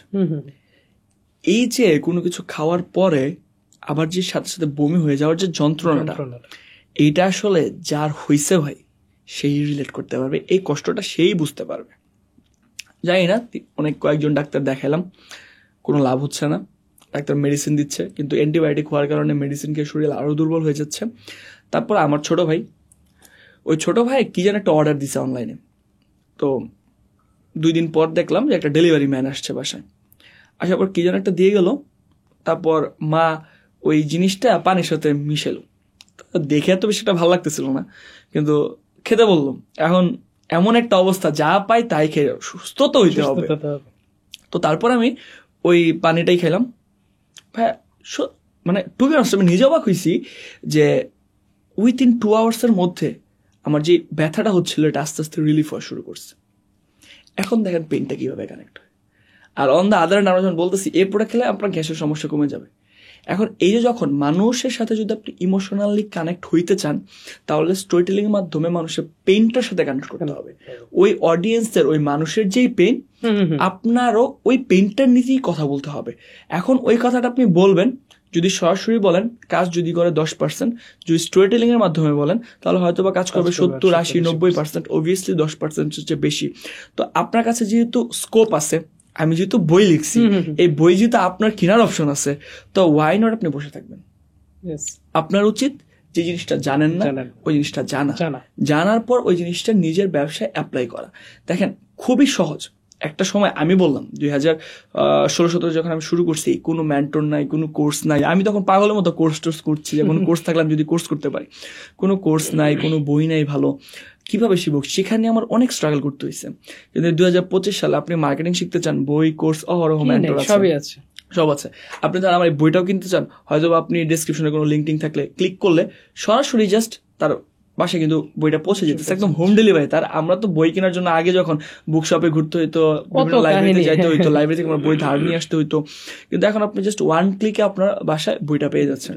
সো এমন একটা অপরচুনিটি থাকার পরও যদি আসলে আপনি ওই অপরচুনিটিটা কাজে না লাগান, তাহলে টু বি অনেস্ট ভাই, আপনার ব্যর্থতার জন্য আপনি নিজেই আর কিছু না। বাস্তব। আচ্ছা ভাই, ব্র্যান্ডিং ধরেন আমরা যে জিনিসটা জানি যে পার্সোনাল ব্র্যান্ডিং, যেমন যখন বইপেন প্রকাশনে যদি একটা ব্র্যান্ডিং আমি দাঁড় করাই, কিন্তু ধরেন আমি আবার আব্দুল আওয়াল প্রকাশক হিসেবে একজন ব্র্যান্ডিং দাঁড় করি, আপনার কোনটা গ্রহণযোগ্যতা বেশি পাবে আপনার কাছে মনে হয়? স্টোরির মাধ্যমে বলছি। আমার একটা এজেন্সি আছে, হচ্ছে বিচ কেয়ার এজেন্সি। এই এজেন্সি থেকে যারা ই কমার্স উদ্যোক্তা বা যাদের ওয়েবসাইটের প্রয়োজন বা টেকনিক্যাল সাপোর্ট, ফেসবুক অ্যাডটার বিভিন্ন বিষয়বস্তু প্রয়োজন, আমি তাদেরকে এই ব্যাপারগুলো অ্যাড দিই। এখন আমার একটা এজেন্সি আছে, আবার আমি নিজে এজ এ ব্যক্তি সারজ ফার্দি। আমার কাছেও তাহলে এখন ওই আপনার সিচুয়েশনে আমি নিয়ে চলে আসছি, যে সিচুয়েশনে আমি একসময় ছিলাম, আপনার সিচুয়েশন আছেন যে আমার কাছে দুইটাই করার অপশন আছে। এখন আমি আসলে করবোটা কি, আমি আসলে আগে করছিটা কি এটা বুঝতে হবে। আমি প্রথমে চিন্তা করলাম যে আমি যদি বিচ কেয়ার আইটি থেকে কথাবার্তা বলা শুরু করি, চিন্তা করেন একটা টাইমে হয়তো বা আমার মনে হইলো যে বিচ কেয়ার আইটি আমি আর চালাবো না, নামের ইস্যু হইতে পারে, চিন্তা ভাবনার ইস্যু হইতে পারে, টিম ইস্যু হইতে পারে। তো আমি ধরেন বিচ ক্যারাইটির উপর $5,000 খরচ করলাম, বিচ ক্যারাইটিকে রিলেট করে আমি হয়তো বা 50, 100, 200 কন্টেন্ট বানালাম, সবকিছুতে আমি বিচ ক্যারাইটিকে ফোকাস করলাম। ফোকাস করার পরে একটা টাইমে যাওয়ার পরে আমার মনে হলো এটা আমি আর করবো না। এখন আমি হয়তো নতুন একটা ব্র্যান্ড দাঁড় করাবো। তাহলে আপনি চিন্তা করেন আমার ওই নতুন ব্র্যান্ডটা সম্পর্কে আমার আবার $5,000 খরচ করতে হবে, আবার অ্যাড দিতে হবে, আবার রিব্র্যান্ডিং করতে হবে। আমি যদি কোনো কারণে নামও চেঞ্জ করি, নামের জন্য আবার রিব্র্যান্ডিং এর বিষয়, তো এখানে হিউজ মানে আপনাকে কার্যকলাপ করতে হবে। কিন্তু আপনি যদি নিজেকে এস্টাবলিশ করতে পারেন, যেমন আমি নিজে এস্টাবলিশ করছি, এখন দেখেন আমি বই লিখি, সেল হয়, আমার এজেন্সিতে কোনো মার্কেটিং হয় না, কিন্তু শারজ ফারদি ভাইয়ের কি আছে শুনি তো এই আছে, তার মানে তার এজেন্সি থেকে আমি প্রোডাক্ট নিব বা তার এজেন্সি থেকে সার্ভিস নিব, আমার কোর্স সেলস হয়, আমার কনসালটেন্সি সেলস হয়, আমার ইনার সার্কেল তৈরি হয়, আমার ইবুক বিক্রি হয়, আমার নিজস্ব কন্টেন্ট ক্রিয়েশনের একটা এম্পায়ার আছে, এখানে আমার ইউটিউব, ফেসবুক, টিকটক আমি রেগুলার কন্টেন্ট আপলোড করতে পারতেছি। এখন ধরেন যে আপনার একদম রিয়েল লাইফ, আমার যখন সব কার্যক্রম চলতেছিল আমার কিন্তু কোনো বই ছিল না, আপনি আসছেন আমার বইটা প্রকাশ করার জন্য, আমার কি আলাদা করে প্রিপারেশন নিতে হয়েছে, পেজ করতে হয়েছে, কিছু করতে হয় না, আমি জাস্ট অ্যানাউন্স দিচ্ছি আমার বই আসতেছে এবং এটা আমি খুব সুন্দরভাবে করতেছি। তো যখন আপনি পার্সোনাল ব্র্যান্ডিং এর থ্রুতে আপনার বিজনেসটা এস্টাবলিশ করার ট্রাই করবেন, তখন আপনার কাছে অনেক বেশি অপরচুনিটি চলে আসবে অনেক জায়গায় মুভ করার। আপনার শুধুমাত্র নিজের উপর ফোকাস করতে হবে। দেখেন আপনার বই, আমার বইয়ের জন্য আলাদা মার্কেটিং করতে হবে, আমার কোর্সের জন্য আলাদা মার্কেটিং করতে হবে, কনসালটেন্সির জন্য আলাদা মার্কেটিং করতে হবে, বিচকের জন্য আলাদা মার্কেটিং করতে হবে। অন দ্য আদার এখন যখন সবকিছু শুধু আমার নিজের কেন্দ্রিক মার্কেটিং করি, আমি বড় হওয়া মানে হচ্ছে আমার এম্পায়ারও বড় হওয়া, আমি বড় হওয়া মানে আমার বই 10টা বেশি সেলস হবে, আমি বড় হওয়া মানে আমার কোর্সে 20-25 জন মানুষ বেশি এনরোল হবে। তা আমি যত বড় হইতে থাকবো, আরো আপার লেভেলে যাওয়ার পরে আমার তখন আরেকটা অ্যানাউন্সমেন্ট, একটা নতুন প্রোডাক্ট আমি লঞ্চ করতে পারবো। লাইক আমি একটা স্টুডিও হয়তো বা লঞ্চ করতে যাচ্ছি, সো আমি কলেজে কন্টেন্ট ক্রিয়েটর, এই অপরচুনিটিস আছে, আমি একটা স্টুডিও দিচ্ছি, ওই স্টুডিও পডকাস্টের জন্য রেকর্ড করা হবে, আপনারা চলে আসেন, আমি অডিয়েন্স পেয়ে যাবো। অন দ্য আদার এন্ড আমার যদি আলাদা আলাদা অপশন থাকতো, আমাকে আলাদা আলাদা পেজ করে, আলাদা আলাদা পাবলিকেশন করে, আলাদা আলাদা ট্রেড লাইসেন্স থেকে শুরু করে বিভিন্ন জিনিসপত্র কার্যকলাপ করে পরে আমি কাজটা করতে, এটা সো মাচ হ্যাসেল। আপনি আই থিঙ্ক উত্তর পেয়ে গেছেন, আপনাকে সরাসরি বলতে হয় না। সেম জিনিসটা স্টোরি টেলিং এর মাধ্যমে, যখন আপনি আপনার অডিয়েন্সকে বলবেন, আপনার কাস্টমারকে বলবেন, তখন আপনার ওই স্ট্রং ব্র্যান্ড বিল্ডিংটা তৈরি হবে এবং আপনাকে আলাদা করে বুঝাইতে হবে না, বলতে হবে না আমার প্রোডাক্ট কিনুন, অটো কিন। বুঝতে পারছি। আচ্ছা ভাই, এখন বর্তমানে তো বাজারে অনেক ব্র্যান্ডিং এর লোক দাঁড়িয়ে গিয়েছে, সবাই সবার মতন ভাবে দৌড়াদৌড়ি করতেছে। এখন নতুন যে দাঁড়াবে বা নতুন যে করা শুরু করেছে, তাকে কিভাবে কি টক্কর দেওয়ার প্ল্যানিং করবে, নাকি সে তার মতন এগিয়ে যাবে? গুড কোয়েশ্চেন, অনেক জটিল একটা কোয়েশ্চেন করছেন এবং খুব ভালো একটা কোয়েশ্চেন, নতুনদের জন্য অনেক বেশি ইম্পর্টেন্ট জিনিসটা। সেটা হচ্ছে যার ব্র্যান্ডিং ভালো, এদেরকে আসলে মার্কেটিং ভাষায় বলা হয় মার্কেট লিডার। এখন আপনার যদি ক্যাপাসিটি থাকে, যদি আপনার পক্ষে তাকে টক্কর দেওয়া সম্ভব হয়, এখন আপনার কাছে সম্ভব নাই, তার হয়তো বা বিশাল এম্পায়ার, আর আপনি মাত্র শুরু করছেন, আপনার বাজেট হচ্ছে $5, আপনি কোনো ক্যালকুলেশনই বলেন না, ইকুয়েশনই বলেন না, আপনি তাকে বিট করে ফেলবেন। সো হয়তো বা একটা টাইমে যাওয়ার পর করতে পারবেন। তো যদি আপনার ওই লেভেলের ইনভেস্টমেন্ট, ওই লেভেলের স্ট্র্যাটেজি, ওই লেভেলের মার্কেটিং, এভরিথিং লাইন ক্লিয়ার থাকে, আপনি তাকে বিট করার অবভিয়াসলি চেষ্টা করবেন, নিজে মার্কেট লিডার হওয়ার ট্রাই করবেন। কিন্তু যদি আপনি মার্কেট লিডার হইতে না পারেন, তাহলে আপনাকে যে কাজটা করতে হবে, ক্যাটাগরি ওয়াইজ মার্কেট লিডার হইতে হবে। আচ্ছা আচ্ছা। লাইক ধরেন ওই যে বললাম, পরে শুরু করা মানে কিন্তু শেষ না। এখন ডিজিটাল মার্কেটিং নিয়ে আপনি যখন আমি বলি, তখন আপনার চিন্তার 2-3 জন মেন্টরের নাম চলে আসবে, সে ডিজিটাল মার্কেটিং করায়, তারপর আপনি ভাববেন যে আচ্ছা সে হয়তো বা ভালো করে, বা ওইখানে অবভিয়াসলি 1 জন বা 2 জন ভালো করতেছে, বাকিরা তো হচ্ছে পরবর্তীতে আছে। তা আমি কি করলাম, একটা ক্যাটাগরি ওয়াইজ করে নিই। আচ্ছা digital marketing very good, digital marketing এর মধ্যে কি আছে, Facebook marketing, YouTube marketing, content marketing, Pinterest, Twitter, SEO. আচ্ছা ঠিক আছে, ফেসবুক মার্কেটিং চুজ করি। ফেসবুক মার্কেটিং শিখে একটা মানুষ কি করতে পারে? আচ্ছা একটা মানুষ ই কমার্স ব্যবসা শুরু করতে পারে, ভেরি গুড, বা ফ্রিল্যান্সিং করতে পারে। আচ্ছা আমি তাহলে ফ্রিল্যান্সিং করবো না, ই কমার্সে আসলাম। ওকে, ই কমার্সের আবার প্রোডাক্ট 2টা, ডিজিটাল, ফিজিক্যাল। তো আচ্ছা ফিজিক্যালে অনেক বেশি রেডিয়েশন, আমি নিজেও ফিজিক্যাল প্রোডাক্ট নিয়ে কাজ করছি। ওকে ঠিক আছে, আমি তাহলে ব্লু ওশনে চলে আসি, আমি এখন শুধুমাত্র কাজ করবো ডিজিটাল প্রোডাক্ট নিয়ে। আচ্ছা ডিজিটাল প্রোডাক্টের মধ্যে তবে অনেক প্রোডাক্ট, ইবুক আছে, কোর্স আছে, কনসালটেন্সি আছে, বা অনেক সফটওয়্যার আছে, টুলস আছে, সাবস্ক্রিপশন মডেল আছে। কি করা যায়? আচ্ছা আমি তাহলে এত কিছু করবো না, আমি শুধু কাজ করব যারা ইবুক লিখে ভালো করতে চায়, বা যারা ইবুক লিখতে চায়। আমার বাংলাদেশে ইবুক হিউজ সেলস হয়েছে, আমার কোর্সে যেহেতু huge students, I know that কিভাবে এটা করতে হয়। তাহলে শুধুমাত্র যারা কোচিং বিজনেস করতে চায়, যারা কোর্স বানাইতে চায়, যারা ইবুক বানাইতে চায়, আমি শুধু তাদেরকে নিয়ে কাজ করবো। এখন আপনি বলেন সেম কাজ বাংলাদেশে আর কি করতেছে? এটাই তো কথা। হ্যাঁ, তার মানে আপনি যদি মার্কেট লিডার হইতে না পারেন তাহলে আপনি ক্যাটাগরি ওয়াইজ মার্কেট লিডার হন। কারণ এখন কিন্তু এই জায়গায় আমি 5টা স্টুডেন্ট আগে এনরোল করায় ফেলা মানে কিন্তু আমি এখন মার্কেট লিডার। এখন এরপরে যে আসবে তার কিন্তু আমাকে বিট করতে হবে। এখন তার জন্য ভালো অপশন যে আপনি আলাদা অপরচুনিটি খুঁজে আলাদা জায়গা খুঁজে করা শুরু করেন। আর যদি আপনি মার্কেটে বিটও করতে চান আপনি আমার কাছে আসেন, আমি আপনাকে শিখাই দিই কিভাবে কোর্স করতে হয়। কারণ আমি আসলে ভয় পাই না যে এই কম্পিটিশনের কারণে, বা আমি চিন্তা করি যে আমার কাছ থেকে যদি কেউ শিখে অবভিয়াসলি তার আমার চেয়ে বড় হওয়া উচিত, এবং এটা আমি খুব প্রাউড ফিল করি। আচ্ছা, আপনার মতে ডিজিটাল যারা মার্কেটিং করবে তাদের কেমন বাজেট থাকা প্রয়োজন? বাজেট আসলে ম্যাটার করে না, ম্যাটার করে হচ্ছে স্ট্র্যাটেজি। তার বাজেট অবভিয়াসলি থাকবে, সে কিন্তু সেই বাজেটটা থাকবে তার ফেসবুক অ্যাড এর জন্য না, সেই বাজেটটা থাকবে তার লার্নিং এর জন্য। সে যত বেশি শিখতে পারবে তত বেশি স্ট্র্যাটেজি জানতে পারবে, আর যত বেশি স্ট্র্যাটেজি জানতে পারবে জিরো ইনভেস্টমেন্টে বিজনেস শুরু করার কোনো ম্যাটারই না। না, অনেকে কিন্তু ভয় পায়, যারা যে নতুন তরুণ উদ্যোক্তা হতে চাচ্ছে বা ব্র্যান্ডিং ক্রিয়েট করতে চাচ্ছে, তারা প্রথমে ভাবে যে আমার অনেক কিছু প্রয়োজন, অনেক টাকা প্রয়োজন, তার জন্য তারা ওই চিন্তা করতে করতে স্বপ্ন করতে করতে সময় শেষ হয়ে যায়। এখন তাদের জন্য আপনার কি মনে হয় যে কি বলতে পারেন? আপনি ভয় আসলে কখন পাবেন? আমি আরো একটা জিনিস ভাবে বলি, ধরেন আপনি 1 কোটি টাকা ইনকাম করতে চাচ্ছেন, আপনি চিন্তা করছেন আমি 1 কোটি টাকা ইনকাম করব। এখন আপনি নিজে বিশ্বাস করতে পারতেছেন না আপনি 1 কোটি টাকা ইনকাম করবেন। এখন এটা কেন হচ্ছে বলতে পারবেন? আত্মবিশ্বাসটা নাই, এরকম কিছু। তার কারণ হচ্ছে আপনার কাছে প্রপার প্ল্যান নেই। আপনি জানেন না 1 কোটি টাকা আপনি কোথা থেকে ইনকাম করবেন। আপনি জানেন না 1 কোটি টাকা প্রোডাক্ট 1 কোটি টাকা ইনকাম করতে গেলে আপনার কত টাকার প্রোডাক্ট কতগুলো সেলস করতে হবে।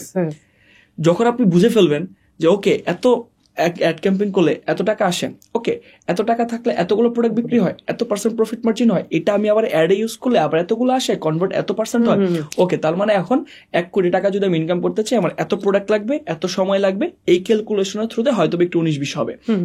তার মানে আপনার কাছে প্রপার অ্যাকশন প্ল্যানটা নাই। সেম ভয়টা আসলে ওই জায়গা থেকে আসে আপনার লিমিটেড লার্নিং। আপনি জানেন না যে এই জিনিসটা কিভাবে করতে হয়। এখন আপনি হয়তো বা প্ল্যান তৈরি করে ফেলছেন, বাট এখন আপনি জানেন না এই প্ল্যানটা কিভাবে এক্সিকিউট করতে হয়। আপনি জানেন না যে কত % রেশিও হয় ন্যাচারালি কনভার্টের। আপনি জানেন না ফেসবুক অ্যাড কতটুকু ভালো পারফর্ম করানো যায়। এখন ভয়টা আসলে ওই জায়গা থেকে আসে আমাদের লিমিটেড লার্নিং থেকে, আমাদের মনের মধ্যে আসলে যে বললাম জানি না আমরা, এই কারণে ভয় পাই। আমি তো ভয় পাচ্ছি না। কথা ঠিক। আচ্ছা, এই যে ব্র্যান্ডিং তৈরি করার ক্ষেত্রে আপনার কোন কোন প্ল্যাটফর্মগুলোকে আপনার বেশি মনে হয় যেটা গুরুত্বপূর্ণ, মানে ফোকাস দেওয়া প্রয়োজন? আচ্ছা, ব্র্যান্ডিং এর তৈরি করার ক্ষেত্রে বাংলাদেশে এখন huge platform, Facebook, YouTube, TikTok, তারপর টুইটার, কিন্তু অনেকে লাঞ্ছনার সহিত দেখে। কোনো প্ল্যাটফর্মে আসলে খারাপ না, আমরা সেটাকে কিভাবে ইউটিলাইজ করতেছি সেটা হচ্ছে ফ্যাক্ট। আপনি শুনলে অবাক হবেন, আমার একটা পার্টিকুলার সিঙ্গেল ভিডিও যেটাতে সবচেয়ে বেশি ভিউজ এবং 4.2 মিলিয়ন ভিউজ, ওই ভিডিওটা হচ্ছে টিকটকে।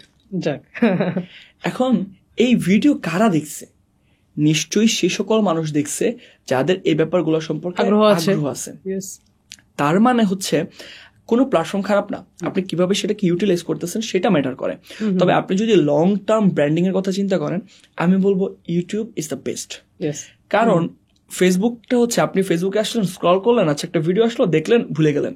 টিকটকে গেলেন, হয়তোবা আপনি স্কেল করতে পারতেছেন, খুব রিলস আপলোড করতেছেন, মানুষ বেশি দেখতেছে।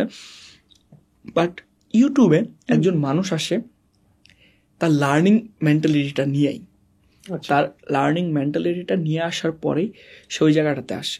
ধরেন এখন এই বোতলটা হচ্ছে 500 ml।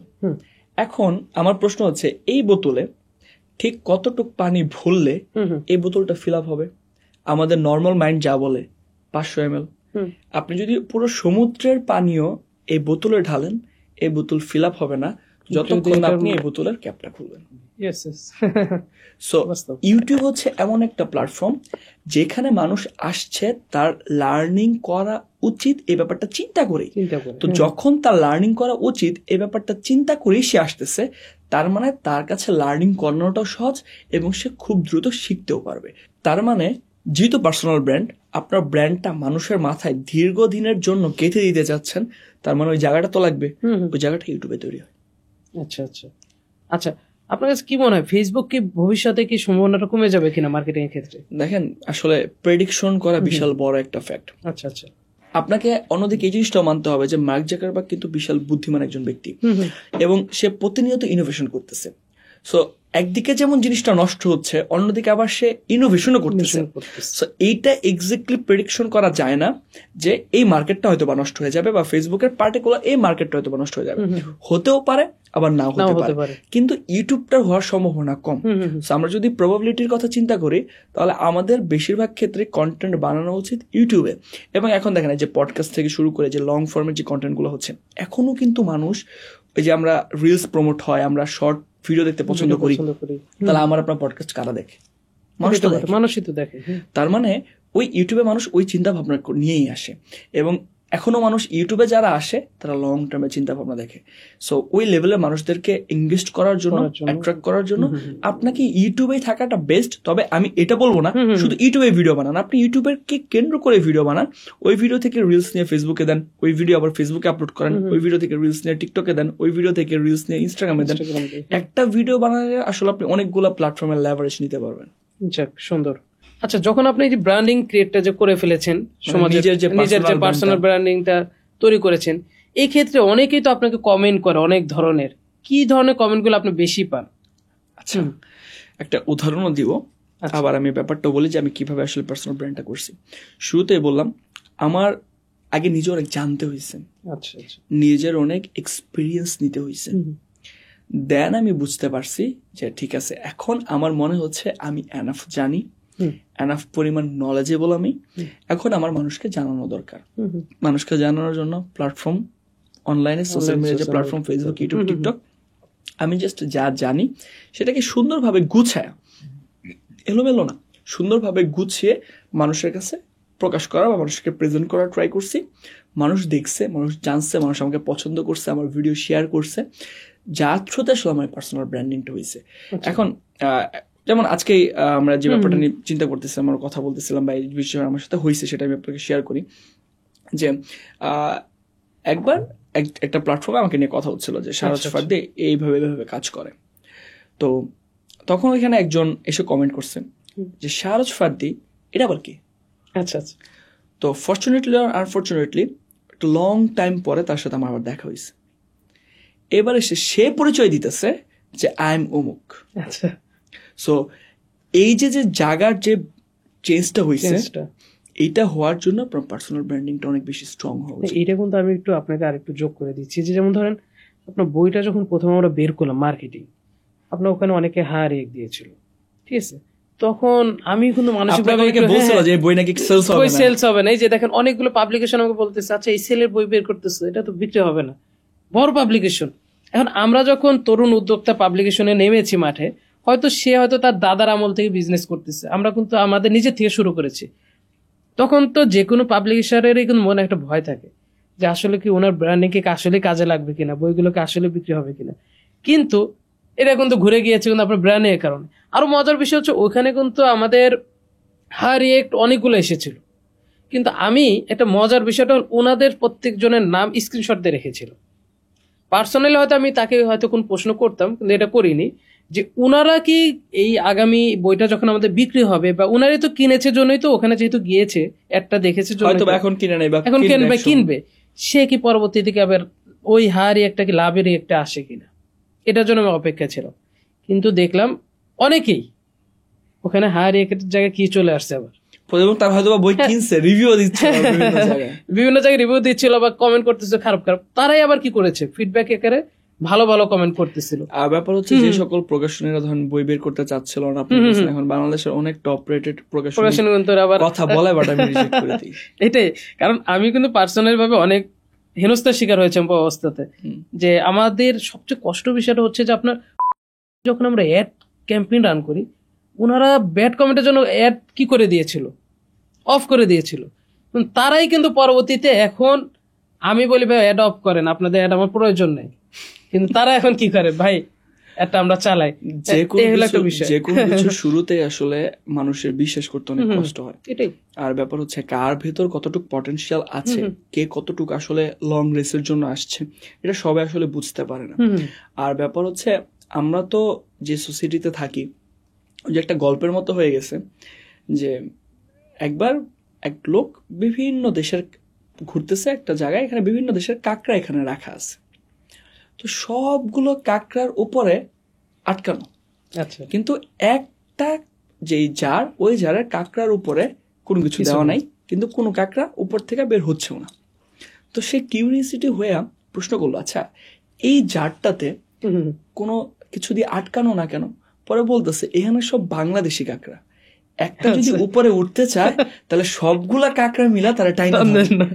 তো বাংলাদেশের সিচুয়েশনটা হচ্ছে এরকম যে আমি এমনও অনেক মানুষ লাইফে দেখছি, আমি আমার নিজের ক্ষতি হবে তবু আমি তার ক্ষতি করতে চাই।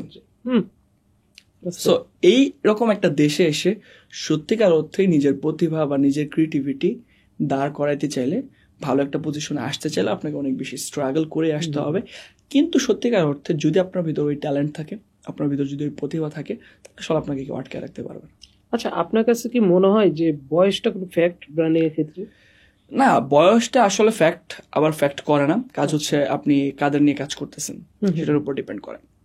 আর একটা স্টেজে যাওয়ার পর যখন মার্কেটে আপনার অথরিটি তৈরি হয়ে যায়, আপনার বয়স যতই হোক, আপনি যখন জানা শুরু করছেন, বলা শুরু করছেন, মানুষ দেখতেছে যে না তার বয়স অনেক কম, কিন্তু সে জানে অনেক বেশি। যেমন আপনি আমার ডে লং সেশনে যখন আসছিলেন, সেখানে দেখছেন 50 আপ হিউজ, এটা দেখে তো আমারই ভয় লাগতেছিল যে 50+ হিউজ মানুষ, বাট তাদেরকে আমি আমার একদম রেসপেক্ট জানাই যে তারা লাইফ লং লার্নার। এই 50+ এজে আইসেও তারা শিখতে চাচ্ছে, জানতে চাচ্ছে। এই জিনিসটাকে আমি অনেক শ্রদ্ধার সাথে দেখি।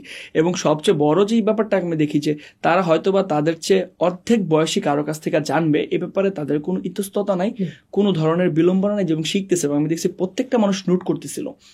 তো এই যে জায়গাটা আমাকে ভালো লাগছে।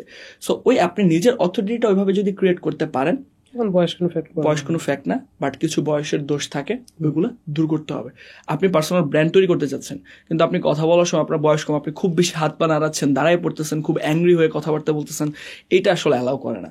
আপনি করতে চাচ্ছেন বড় লেভেলের একটা কাজ, আপনার চিন্তা ভাবনা, মন মানসিকতা, অ্যাটিটিউড, আপনার থিঙ্কিং, থট প্রসেস সবকিছু ওই লেভেলে যেতে হবে। ভাই, ব্র্যান্ডিং শিখতে চাচ্ছি, হ্যাঁ, এটার জন্য কি খালি বই পড়লেই কাজ হবে নাকি মেন্টর ধরাটা খুব গুরুত্বপূর্ণ? দেখেন, পৃথিবীতে যে কোনো কাজ করতে গেলে একজন মেন্টর প্রয়োজন। আমি যখন আপনাকে শুরুতে আমার লাইফের স্টোরি বললাম যে আমার কোনো মেন্টর ছিল না, দেখে শুরুর দিকে আমার অনেক বেশি সময় স্পেন্ড করতে হয়েছে, অনেক কিছু শিখতে হয়েছে। এখন বই তো হচ্ছে একটা প্রোডাক্ট, আপনি পড়বেন, বইয়ের জানবেন, বুঝবেন, নিজের ভিতর ভিজুয়ালাইজেশন হবে, বই তো অবভিয়াসলি পড়বেন। কিন্তু যদি আপনি যে কোনো মেন্টরের কাছে থাকেন, আবার অনেকে বলবে যে একটা মেন্টরই হয়তো বা লাইফে বেস্ট না, কোনো মানুষই স্বয়ংসম্পূর্ণ না। হয়তোবা আপনার যে মেন্টরের কাছে আপনি এই মুহূর্তে আছেন বা হয়তোবা যাবেন, ওই মেন্টর হয়তোবা পার্টিকুলার যে টপিকের উপর এক্সপার্ট, আপনার এটা কভার হয়ে গেছে। এখন আপনি হয়তো অন্য কিছু নিয়ে একটা জানতে চাচ্ছেন, এখন আপনি ছিলেন হয়তোবা মার্কেটিং রিলেটেড কোনো মেন্টরের কাছে, এখন আপনি জানতে চাচ্ছেন হয়তোবা সাইকোলজি, তাহলে ওই মেন্টর আপনাকে কিভাবে সাইকোলজি শেখাবে? তার মানে আপনাকে সাইকোলজির জন্য আলাদা একজন মেন্টরের কাছে যেতে হবে। যেমন এখন আপনি যদি ডিজিটাল কোচিং বিজনেস শিখতে চান, আপনি যদি ইবুক সেলস ব্যাপারে জানতে চান, কোর্স বিজনেস সম্পর্কে জানতে চান, আমি আপনাকে হেল্প করতে পারবো। এখন আপনি আসতেছেন হয়তোবা মেডিকেল সায়েন্স সম্পর্কে কথা বলতে, তাহলে এই ব্যাপারে আমি আপনাকে হেল্প করতে পারবো না। সো অবভিয়াসলি আপনাকে অন্য একজন মেন্টর নিতে হবে। সো মানুষের লাইফের ডিরেকশন, লাইফের গোল, লাইফের প্ল্যান অনুযায়ী মেন্টর চেঞ্জ হইতে পারে, কিন্তু মেন্টর যে ওয়ার্ডটা, এটা কনসিস্টেন্ট। এই মেন্টর একজন মানুষের লাইফে থাকতেই হবে, এটা একাধিক হইতে পারে। আচ্ছা, আপনার মতে কি বড় যারা ছিল, ইলন মাস্ক বা যারা আছে উপর পর্যায়ে, তাদেরও কি মেন্টর ছিল? প্রত্যেকেরই মেন্টর আছে। আপনি যদি ইলন মাস্কের কথা বলেন, ইলন মাস্কেরও মেন্টর হচ্ছে ল্যারি পেজ। ল্যারি পেজ আসলে তাহলে ইলন মাস্কের লাইফে কি করছে? ল্যারি পেজ ইলন মাস্ককে লং টার্ম ভিশন, যে ব্যাপারটা যে মানুষ পৃথিবী থেকে মঙ্গল গ্রহে যাবে, এরকম যে একটা ভিশন দেখা যায়, এই ভিশন দেখতে যে সাহসটা লাগে, এই সাহসটা ল্যারি পেজ ইলন মাস্ককে দিছে। আমাদের যে মার্ক জাকারবার্গেরও মেন্টর হচ্ছে Steve Jobs. Steve Jobs Mark জাকারবার্গকে কি শিখাইছে? কিভাবে নতুন নতুন ইনোভেশন আনতে হয়। আপনি যদি বিল গেটসকে চিন্তা করেন, বিল গেটসের মেন্টর হচ্ছে ওয়ারেন বাফেট। ওয়ারেন বাফেট বিল গেটসকে কি শিখাইছে? কিভাবে টিম লিড করতে হয়, কিভাবে টিম ম্যানেজ করতে হয়। ওয়ারেন বাফেট আবার আরেকজনের কাছ থেকে সাইকোলজিক্যাল, মানে ইনভেস্টমেন্ট সাইকোলজি যে ব্যাপারটা, এই ব্যাপারে নলেজ অর্জন করছে। ব্যাপার হচ্ছে প্রত্যেকটা মানুষের লাইফে মেন্টর আছে। আবার সবসময় যে মেন্টরের অনেক বড় হইতে হবে, অনেক নলেজেবল হইতে হবে, নট লাইক দ্যাট। আপনার ফ্রেন্ড আপনার মেন্টর হইতে পারে, আপনার পরিবারের আশেপাশে মানুষ আপনার মেন্টর হইতে পারে, আপনি হয়তো বা যার সাথে পার্টনারশিপে কাজ করতেছেন সে আপনার মেন্টর হইতে পারে, আপনার ভাই আপনার মেন্টর হইতে পারে। দ্যাটস মিন যে বিষয়টাতে দক্ষ বাট আপনি ওই ব্যাপারটাতে দক্ষ না, সে আপনার মেন্টর ইজিলি হতে পারে। এবং মেন্টর আছে আমি মেন্টরের কাছ থেকে শিখতেছি, এর জন্য লজ্জার কিছু নাই, যে কেউ মেন্টর হতে পারে। এবং আমার মনে হয় আমি যার কাছ থেকে শিখতে পারি তাকে আমার মেন্টর মানা উচিত। ব্র্যান্ডিং করে কি খালি নিজেরই লাভ, সমাজে কি কোনো লাভ হয় না? আপনার কাছে কি মনে হয়? অবভিয়াসলি সমাজের লাভ আছে। দেখেন, ওই যে আমি শুরুতে একটা কথা বললাম, অনেক খারাপ প্রোডাক্ট ভালো মার্কেটিং এর জন্য বিক্রি হয়ে যায়। তার মানে ভালো প্রোডাক্ট কিন্তু খারাপ মার্কেটিং এর জন্য বিক্রি হয় না। তাহলে আপনার যদি মার্কেটিংও ভালো হয়, আপনার যদি প্রোডাক্টও ভালো হয়, তাহলে এই যে ব্র্যান্ডিং, এই যে মার্কেটিং, তার মানে ভালো প্রোডাক্টই মানুষের হাতে পৌঁছাচ্ছে। তার মানে অবভিয়াসলি ব্র্যান্ডিং এর মাধ্যমে সমাজ যারা যে কোনো প্রোডাক্ট কিনতেছে, কারণ একটা ব্র্যান্ড তো কিছু না কিছু বিক্রি করে, তা ব্র্যান্ড সবসময় চিন্তা করে বেস্ট কোয়ালিটি দেওয়ার। সো অ্যাজ এ ব্র্যান্ড হিসেবে যখন আপনি বেস্ট কোয়ালিটি ডেলিভার করার ট্রাই করবেন, সো ওই বেস্ট কোয়ালিটির প্রোডাক্ট হয়তো বা টাকা বেশি লাগুক, কিন্তু মানুষ যখন পাবে তখন মানুষ স্যাটিসফাইড হবে। সো আলটিমেটলি তো সমাজ বা মানুষের এটাতে লাভই হচ্ছে। খালি তো কিন্তু সমাজে কিন্তু আপনার আর্থিক ভাবে না, মানসিক, মানে প্রত্যেকটা জায়গায় কিন্তু সমাজে কাজ হচ্ছে। মানুষের কথা যদি আমরা একটা নন ব্র্যান্ডের একটা প্রোডাক্ট কিনছেন, 2 দিন পর নষ্ট হয়ে যায়। আচ্ছা, তাহলে আপনার মিস্ত্রিকে ফোন দেওয়া, ইঞ্জিনিয়ার ফোন দেওয়া, টেকনিশিয়ান ফোন দেওয়া, বিভিন্ন হ্যাসেল। কিন্তু আপনি ব্র্যান্ডের একটা প্রোডাক্ট কিনলেন, ব্র্যান্ডের প্রোডাক্ট নষ্ট হয়, বাট ধরেন পসিবিলিটি কম, নষ্ট হলো না, তাহলে কিন্তু আপনি মানসিক ভাবেও রিলিফে আছেন। আচ্ছা ভাই, এই যে বই যে প্রকাশ করার ক্ষেত্রে একটা প্রকাশনের ব্র্যান্ডিংটা কেমন প্রয়োজন আপনার কাছে মনে হয়, বা আপনার লেখক হিসাবে লেখকের ব্র্যান্ডিংটা কতটুকু থাকা প্রয়োজন? যারা বই প্রকাশ করতে যাচ্ছে, অবভিয়াসলি আমি তাদেরকে বলবো, আমার যেহেতু বই প্রকাশ করার পর প্রকাশকের সাথে কোনো দ্বন্দ্ব নেই, কিন্তু আমি অনেক জায়গায় শুনছি যে যারা লেখক বা যারা অথর, যারা বই পাবলিশ করতেছে, প্রকাশকের সাথে তাদের বিভিন্ন ধরনের দ্বন্দ্ব হয়, কোয়ালিটি নিয়ে দ্বন্দ্ব হয়, তারপর হচ্ছে টাকা পয়সা নিয়ে প্রবলেম হয়। আমার আলহামদুলিল্লাহ এরকম কিছু হচ্ছে না। তবে এই জন্য ওই প্রকাশক যদি ভালো হয়, প্রকাশকের ব্র্যান্ডিং যদি ভালো হয়, তাহলে তার সাথে মানুষ কাজ করতে অনেক বেশি উদ্বুদ্ধ হবে। অন্যদিকে যখন লেখকের ব্র্যান্ডিং ভালো হবে, লেখককে যখন মানুষ জানবে, বুঝবে, তখন আসলে আবার প্রকাশকরা তার সাথে কাজ করতে উদ্বুদ্ধ হবে। যেমন আমি বললাম, এখন অনেক প্রকাশনী আমার কাছে আসে, বাট আমাকে যেহেতু আপনার সাথে আমার একটা অনেক দিনের সম্পর্ক এবং অলরেডি যেহেতু আমরা বই কার্যক্রম করছি, সো তাদেরকে আমার রিফিউজ করে দিতে হচ্ছে। সো এখন আমার ব্র্যান্ডিং ভালো, এই জন্য প্রকাশক আসছে। আবার আপনার প্রকাশনীর যখন ব্র্যান্ডিং ভালো হবে, তখন আপনার কাছে লেখক যাবে। সো দুইটা ক্ষেত্রেই মানে একটা ভালো বই অডিয়েন্সকে উপহার দিতে চাইলে দুই দিক থেকে ব্র্যান্ডিং করা প্রয়োজন খুব। এখন সমস্যাটা হয়ে গেছে এটা যে আমরা একটা ভালো কোয়ালিটিফুল যখন বই বের করতে চাই, এখন সমস্যাটা হয়ে গেছে যে কজন লেখক আসতেছে, যেমন ধরেন বেশিরভাগ লেখক বর্তমানে আমার কাছে আসতেছে 8 পাস 10 পাস, সে একটা করে বই লেখে আমার কাছে আসতেছে। এখন সমস্যাটা হয়েছে তার যখন আমরা বই না বের করতেছি, তখন সে মন খারাপ করতেছে। আবার তার যখন বই বের করবো, যে আপনি দেখেন ওই যে লেখকের যে ব্র্যান্ডিং থাকে, বই সেল করতেও আমাদের সহজ, মার্কেটিংটা আমাদেরও কিন্তু একটা ব্র্যান্ডিং হয়ে যাওয়া। আর আপনাদের এখানে যদি একটা খারাপ বই পাবলিশ হয়, এটা কিন্তু অবশ্যই একটা প্রকাশনের এই জন্য আমি ধরেন এটা তো আপনি আটকাতে পারবেন না, বাট তাদেরকে আমি একটা পরামর্শ দিয়ে দিই, যদি আপনি একটা বই লিখেই ফেলছেন, যারা আর কি 8 পাস 10 পাস যারা, আপনি যদি একটা বই লিখেই ফেলছেন, এই বইটাকে আপনি ইবুক আকারে পাবলিশ করেন, পিডিএফ আকারে। এটা ইবুক সেলস করেন, কোনো প্রকাশকের কাছে যাইতে হবে না আপনার, আপনি অনলাইনেই প্রকাশ করতে পারবেন, অনলাইনে সেলস করতে পারবেন। আপনাকে শুধু শিখতে হবে কিভাবে ইবুক বানায়, কিভাবে ইবুক সেলস করে, কিভাবে ইবুক থেকে পরবর্তীতে হয়তো বা হার্ড কপিতে আসবে। দেখেন আপনি 1000 2000 5000 মানুষের কাছে সেলস করেন, ইবুক সেলস করার পর যদি মানুষের ভালো ফিডব্যাক হয়, তখন দেখবেন প্রকাশকই আপনার কাছে আসতেছে, তখন আপনিও দেখবেন এরকম কেউ আসলে যে ভাই আমার পিডিএফ তো বা আমার ইবুক তো 3-4 পিস সেলস হচ্ছে, আপনার মত তখন একটা কনফিডেন্স আসবে যে না আসলে হবে, ঠিক আছে, তাহলে তার বইটা আমি পাবলিশ করতে পারি। এখন সে যদি ইবুকটা করতে না পারে, প্রশ্ন হচ্ছে তার লিমিটেশন। তাকে জানতে হবে, শিখতে হবে, বুঝতে হবে, কাজ করতে হবে, নিজেকে প্রমাণ করতে হবে। যেমন আমি নিজেকে বিভিন্ন ক্ষেত্রে প্রমাণ করছি, তারও নিজেকে প্রমাণ করে আসতে হবে, যে তখন আসলে প্রকাশকরাই তার পিছনে ঘুরবে। মানে আসলে বাস্তব।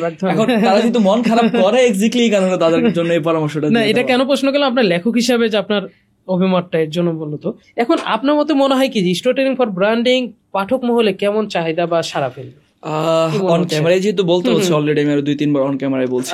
সো যেহেতু যে মার্কেটিং বিক্রি বাড়ায়, এই বইটা যেহেতু বেস্ট সেলার বই হয়েছে, সো আমি অনেক 2024 সালে অনেক শেষের দিকে বের করা হয়েছে, শুরুর দিকে তো করা হয় নাই এবং কার্যক্রম লেট হয়েছে, এটা যেহেতু শুরু হয়েছে, সো এবার ইনশাল্লাহ ইচ্ছা আছে এই বইটাও এবার বেস্ট সেলার বুক হবে ইনশাল্লাহ। এবং আমি নিজের প্রতি ওই লেভেলের কনফিডেন্ট, এবং আমার স্ট্র্যাটেজি থেকে শুরু করে এভরিথিং সব জায়গায় ওই পরিমাণে কনফিডেন্ট। এখন প্রশ্ন হচ্ছে এইটাকে বেস্ট সেলার করতে যে আমার যা যা করতে হবে আমি সবই করব। যদি এটা বেস্ট সেলিং বুক না হয়, তার মানে ওটা রেসপন্সিবিলিটি আমাকে নিতে হবে। সো এটার জন্য যা যা করা দরকার আমি সব করবো। আচ্ছা, এই জন্য জন্য এখন আমার এটার প্রমোশন করা দরকার যে আপনারা সবাই স্টোরি টেলিং ফর ব্র্যান্ডিং শাহরজ ফার্দি সবার থেকে এগিয়ে থাকার ফর্মুলা এই বইটা কিনবেন। কেনার জন্য হয়তো বা ভিডিও ডিসক্রিপশনের উপরে বা নিচে লিঙ্ক দেওয়া থাকবে, সেখান থেকে অর্ডার করবেন, বা বইমেলা যখন থাকবে তখন বইমেলা থেকে অর্ডার করবেন। সো এই যে আমার প্রমোশনটা করতে হলো এত কিছু করার পরেও আমি এটা করলাম।